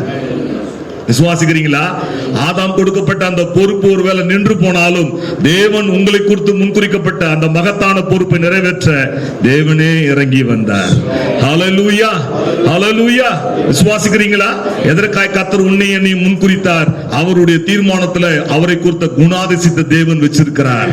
அந்த குணாதிசை வெளிப்படுத்தி காட்டுவதற்கு தான் கர்த்தர் உன்னை என்னை முன்குறித்தார். பிரியமானவர்களே, ஹல்லேலூயா பிரைஸ் லார்ட். இன்றைக்கு எல்லாருக்கும் எல்லா காரியமும் இருக்குது. தேவனுக்கு தேவை அந்த குணாதிசயம். அதை வெளிப்படுத்தி காட்டும் போது தான் நீ தேவனுடைய குமாரன் குமார்த்தி என்பதை நிச்சயமாகவே அறிந்து கொள்ள முடியும். பிரியமானவர்களே, கேட்ட செய்திகளுக்காக எல்லாரும் வாய்களை திறந்து ஸ்தோத்திரம் பண்ணுவோம். ஆண்டவரே உமக்கு நன்றி கர்த்தாவே. ஹல்லேலூயா, உமக்கு நன்றி கர்த்தாவே. எப்பேர் பெற்ற ஒரு உன்னத செய்தி ஐயா எங்களுக்கு ஆண்டவரே பரத்திலிருந்து வந்தபடினாலே ராஜா உம்மை ஸ்தோத்திரிக்கிறோம் கர்த்தாவே. நாங்கள் உம்மை ஆராதிக்கிறோம் கர்த்தாவே. நாங்கள் உம்மை தொழுது கொள்கிறோம் கர்த்தாவே. விலையேற பெற்ற வல்லமுள்ள சிந்தைக்காக ஹல்லேலூயா உம்மை ஸ்தோத்திரிக்கிறோம் கர்த்தாவே. வாய்களை திறந்து எல்லாரும் ஸ்தோத்திரம் பண்ணுவோம். சகோதரிமார்கள் எல்லாரும் ஸ்தோத்திரம் பண்ணுவோம். பிரியமானவர்களே, ஹல்லேலூயா, ஹல்லேலூயா. உமக்கு நன்றி அப்பா, நன்றி கர்த்தாவே. நன்றியோடு நன்றியோடு நன்றியோடு கூட ஸ்தோத்திரிக்கிறோம் கர்த்தாவே. ஆண்டவரே உமக்கு நன்றி அப்பா, நன்றி ஆண்டவரே. உம் அழகான கண்கள் என்னை கண்டதாலே முடிந்ததென்று நினைத்து நான் உயிர் வாழ்கின்றேன். உம் அழகான கண்கள் என்னை கண்டதாலே முடிந்ததென்று நினைத்து நான் உயிர் வாழ்கின்றேன். யாரும் அறியாத என்னை நன்றாய் அறிந்த தேடி வந்த நல்ல நேசரே. யாரும் அறியாத என்னை நன்றாய் அறிந்த தேடி வந்த நல்ல நேசரே. உம் அழகான கண்கள் என்னை கண்டதாலே முடிந்ததென்று நினைத்து நான் உயிர் வாழ்கின்றேன். உம் அழகான கண்கள் என்னை ஹல்லேலூயா முடிந்ததென்று நினைத்து நான் உயிர் வாழ்கின்றேன். ஹல்லேலூயா. இயேசுவே உமக்கு நன்றி கர்த்தாவே. ஓ முன்குறித்ததை குறித்து உடைய தீர்மானத்தை குறித்து ஆண்டவரே கர்த்தாவே பேர் பெற்ற ஒரு காரியம் கர்த்தாவே. நிச்சயமாய் ஆண்டவரே எங்களை சீர்படுத்துவதற்கு ஒரு உபத்திரம் தேவைப்படுகிறது கர்த்தாவே. ஒரு பார்வோன் தேவைப்படுது கர்த்தாவே. ஒரு பொல்லாத கட்ட சமுதாயம் தேவைப்படுது கர்த்தாவே. ஒரு பாவப்பட்ட கட்ட உலகம் தேவைப்படுது கர்த்தாவே. ஆனாலும் கூட கர்த்தாவே நீருடைய சிந்தையிலே ஆண்டவரே எங்களை அப்படியாய் கூட கத்த லீலி புஷ்பமாய் கத்த வைத்திருக்கிற கர்த்தாவே. லீலி புஷ்பம் எப்படிப்பட்ட சேற்றிலே கர்த்தாவே ராஜா ஆண்டவரே முளைத்தாலும் கூட கர்த்தாவே அது தன்னுடைய நறுமணத்தையும் கர்த்தாவே, அது தன்னுடைய குணத்தையும் கர்த்தாவே, அது தன்னுடைய கர்த்தாவே கலரையும் கூட கர்த்தாவே, அதனுடைய வாசனை கர்த்த வெளிப்படுத்தி காட்டக்கூடிய கர்த்தாவே. ஒரு பூவாக இந்த பூமியில முன்குறித்தது போல கூட கர்த்தாவே இந்த பொல்லாத உலகத்திலே 2000 வருஷத்துக்கு முன்பாக நீர் பிறந்தீர் ஆண்டவரே. நீர் பிறந்தீர் கர்த்தாவே. இந்த பாவப்பட்ட சமுதாயத்துல பிறந்தீர் கர்த்தாவே. விபச்சாரம் உமக்கு முன்பாக வந்தபோது ஆண்டவரே பலவீனம் முகமாய் வந்தபோது கூட கர்த்தாவே எல்லாவற்றையும் ஜெயித்தீர் ஆண்டவரே. எல்லாவற்றையும் மேற்கொண்டு நன்றி கர்த்தாவே. உலகத்தை ஜெயித்த அதே கிறிஸ்து ஆண்டவரே எங்களுக்குள்ளாக இருக்கிறதுக்காக உமக்கு நன்றி கர்த்தாவே. எங்களுக்குள்ளாக இருக்கிறதுக்காக உமக்கு நன்றி கர்த்தாவே. ஹalleluya ஸ்தோத்திரையா. பார்வோன் அரண்மனையிலே கர்த்தாவே ஒரு யூத குழந்தை கர்த்தாவே, ஒரு யூத குழந்தை கர்த்தாவே. ஓ அப்படிப்பட்ட கர்த்தா முழு ஆண்டவரே சேனை கர்த்தாவே மோசேயை ஒன்றும் செய்ய முடியாதபடி அப்படியாக இந்த பொல்லாத உலகத்திலே கூட கர்த்தாவே முன்குறிக்கப்பட்ட வித்தை கர்த்தர் வைத்துக்கிற கர்த்தாவே எந்த சத்துரும் தொடாதபடி, எந்த பாவமும் தொடாதபடி, எந்த நரகமும் பலவீனம் கர்த்தாவே ராஜா ஒன்று தொடாதபடி கூட கர்த்தாவே விலையேற பெற்ற ரத்தம் கர்த்தாவே உம்முடைய தீர்மானம் ஐயா. நாங்கள் கேட்கவில்லை கர்த்தாவே, மன்னித்தல் நீ இலவசமாய் கர்த்தர் கொண்டு வந்தீர், மன்னித்தல் இலவசமாய் கர்த்தர் கொண்டு கர்த்தாவே. எப்பேர் பெற்ற ஒரு செய்தி ஐயா, எப்படியாய் மறைக்கப்பட்ட காரியங்கள் கர்த்தாவே நன்றியோடு கூட ஸ்தோத்திரிக்கிற ராஜா. நாங்கள் ஒரு புரிந்து கொள்வதோடு கூட, நாங்கள் அந்த பரிபூர்ணமான புரிந்து கொள்வதோடு கூட கர்த்தாவே ஆமென் ஸ்தோத்திரிக்கிற கர்த்தாவே. எங்களை நடத்தி கொண்டிருக்கிற அந்த உன்னத தேவனை மாத்திரமே ஒவ்வொரு நாளும் தொடர்ந்து பார்க்கக்கூடிய கர்த்தாவே அந்த கிருபையை கர்த்தர் தரும்படியாய் கூட நன்றியோடு கூட ஸ்தோத்திரிக்கிறார் ராஜா. எங்களை நேசிக்கிற அன்பின் பரலோக பிதாவே, ஆஸ்வதிக்கப்பட்ட அருமையான கர்த்தாவே, ராத்திரி வேளைக்காக உமக்கு நன்றி கர்த்தாவே. தேவ தயவாண்டவரே, அருமையான காரைக்கால் பகுதியை நோக்கி ஆண்டவரே உங்களுடைய அருமையான கர்த்தர் சித்தம் நிறைவேறி கொண்டிருக்கிறதுக்காக உமக்கு நன்றி கர்த்தாவே. இங்க யாரையோ ஒருத்தரை முன்குறித்திருக்கிறீர், இது யாரையோ கர்த்தாவே ராஜா அவர் நீதிமான்கள் ஆக்காண்டவரே அவளை பரிசுத்தப்படுத்த கர்த்தாவே, அவர்களை கர்த்தாவே ராஜா எடுத்துக்கொள்ளப்படுவதற்கு அவருடைய மகிமைப்படுத்தும்படியாக வந்தமைக்காக சோத்திரம் கர்த்தாவே. அப்படியாக சரியத்தை மறுத்து வெளிப்பட்ட உன்னத வார்த்தைகளுக்காக சோத்திர ராஜா. இந்த தாசன் இன்னுமா அநேக இடத்துல கத்திட்டு பயன்படுத்த முடியாய் இந்த பாதபடியிலே தாற்றம் கர்த்தாவே. அப்படியாய் கூட பாஸ்டர் கர்த்தர் ஆசீர்வதிங்க, அனைத்து பிள்ளைகளுக்கு கர்த்தர் ஆசீர்வதிங்க, விசுவாசிகளுக்காக சோத்திரம் கர்த்தாவே, உறவுகளுக்காக சோத்திரம் கர்த்தாவே. ஆண்டவரே தூத்துள்ள ஒவ்வொரு ஊழியக்காரர்களுக்காக உமக்கு நன்றி கர்த்தாவே. எல்லாரும் தொடர்ந்து கர்த்தர் ஆசீர்வதிக்கும்படியாய் இந்த பாதபடியிலே தாழ்த்தி ஒப்பு கொடுத்து ஜெபிக்கிறோம். நீருடைய மேலான நாமத்தை கர்த்தர் மையப்படுத்திக் கொள்ளும், ஆசீர்வதியும் பலப்படுத்தும் கர்த்தாவே. இயேசுவின் இனிய நாமத்தினால் ஜெபிக்கிறோம் எங்கள் ஜீவனுள்ள நல்ல பிதாவே. ஆமென். பேசுகிறார் அருமையான பொள்ளாச்சி பாஸ்டர் முன் வந்து பேசுகிற ஆசீர்வாதத்தை கூறும்படியாக அனுமதிக்கிறேன்.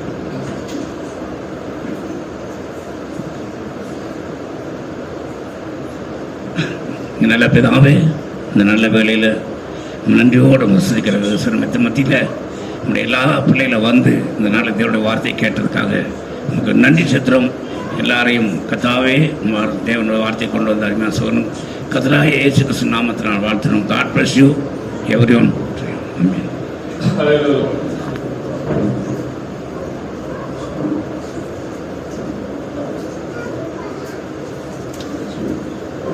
நீங்களாவே நல்ல ஒரு அருமையான ஆவிக்குரிய ஆகாரத்தை நான் உட்கொண்டோம் என்று விசுவாசிக்கிறேன். அல்லேலூயா. எத்தனை பேருடைய ஆத்மா நிரம்பி இருக்குது வார்த்தையினால. அல்லேலூயா. அது போல நம்முடைய சரீரத்துக்கு ஒரு சிறிய உணவு ஆயத்தப்படுத்தப்பட்டிருக்கு. அதனால் நீங்கள் புசித்து செல்லுபடியாக கேட்டுக்கொள்கிறேன். கர்த்தர் உங்களை ஒருவரையும் ஆசீர்வதிப்பார். ஆமென். தேவன் குறித்ததுக்காக நம்ம மெய்யாகவே நன்றி செலுத்த வேண்டியவர்களாக இருக்கும்.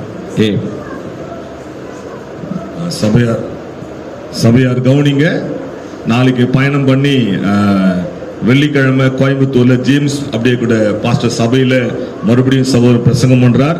சகோதரன் கத்திரத்து பயன்படுத்தட்டும். அப்புறம் சனிக்கிழமை பயணம் பண்ணி சென்னையில் இந்த அடிமடி சபையில் என்ன பண்றாரு, பிரசங்கிக்கிறார். இந்த கூட்டங்களுக்காக தனிப்பட்ட வாழ்க்கையில ஜெபித்துக் கொள்ளும்படியாக அன்பா கேட்கிறோம். ரொம்ப பிஸியான மனுஷன் இவரு, ஆனாலும் கூட பிரைஸ்லா நம்முடைய அன்பான அழைப்பை ஏற்றுக்கொண்டு செய்தி கொடுக்க வந்திருக்கிறார். பிரியமானவர்களே, சகோதரனுக்காக ஜெபித்துக் கொள்ளுங்க. கர்த்தர் உங்களை ஆஸ்வதிக்கட்டும். பிரைஸ்லா. God bless you.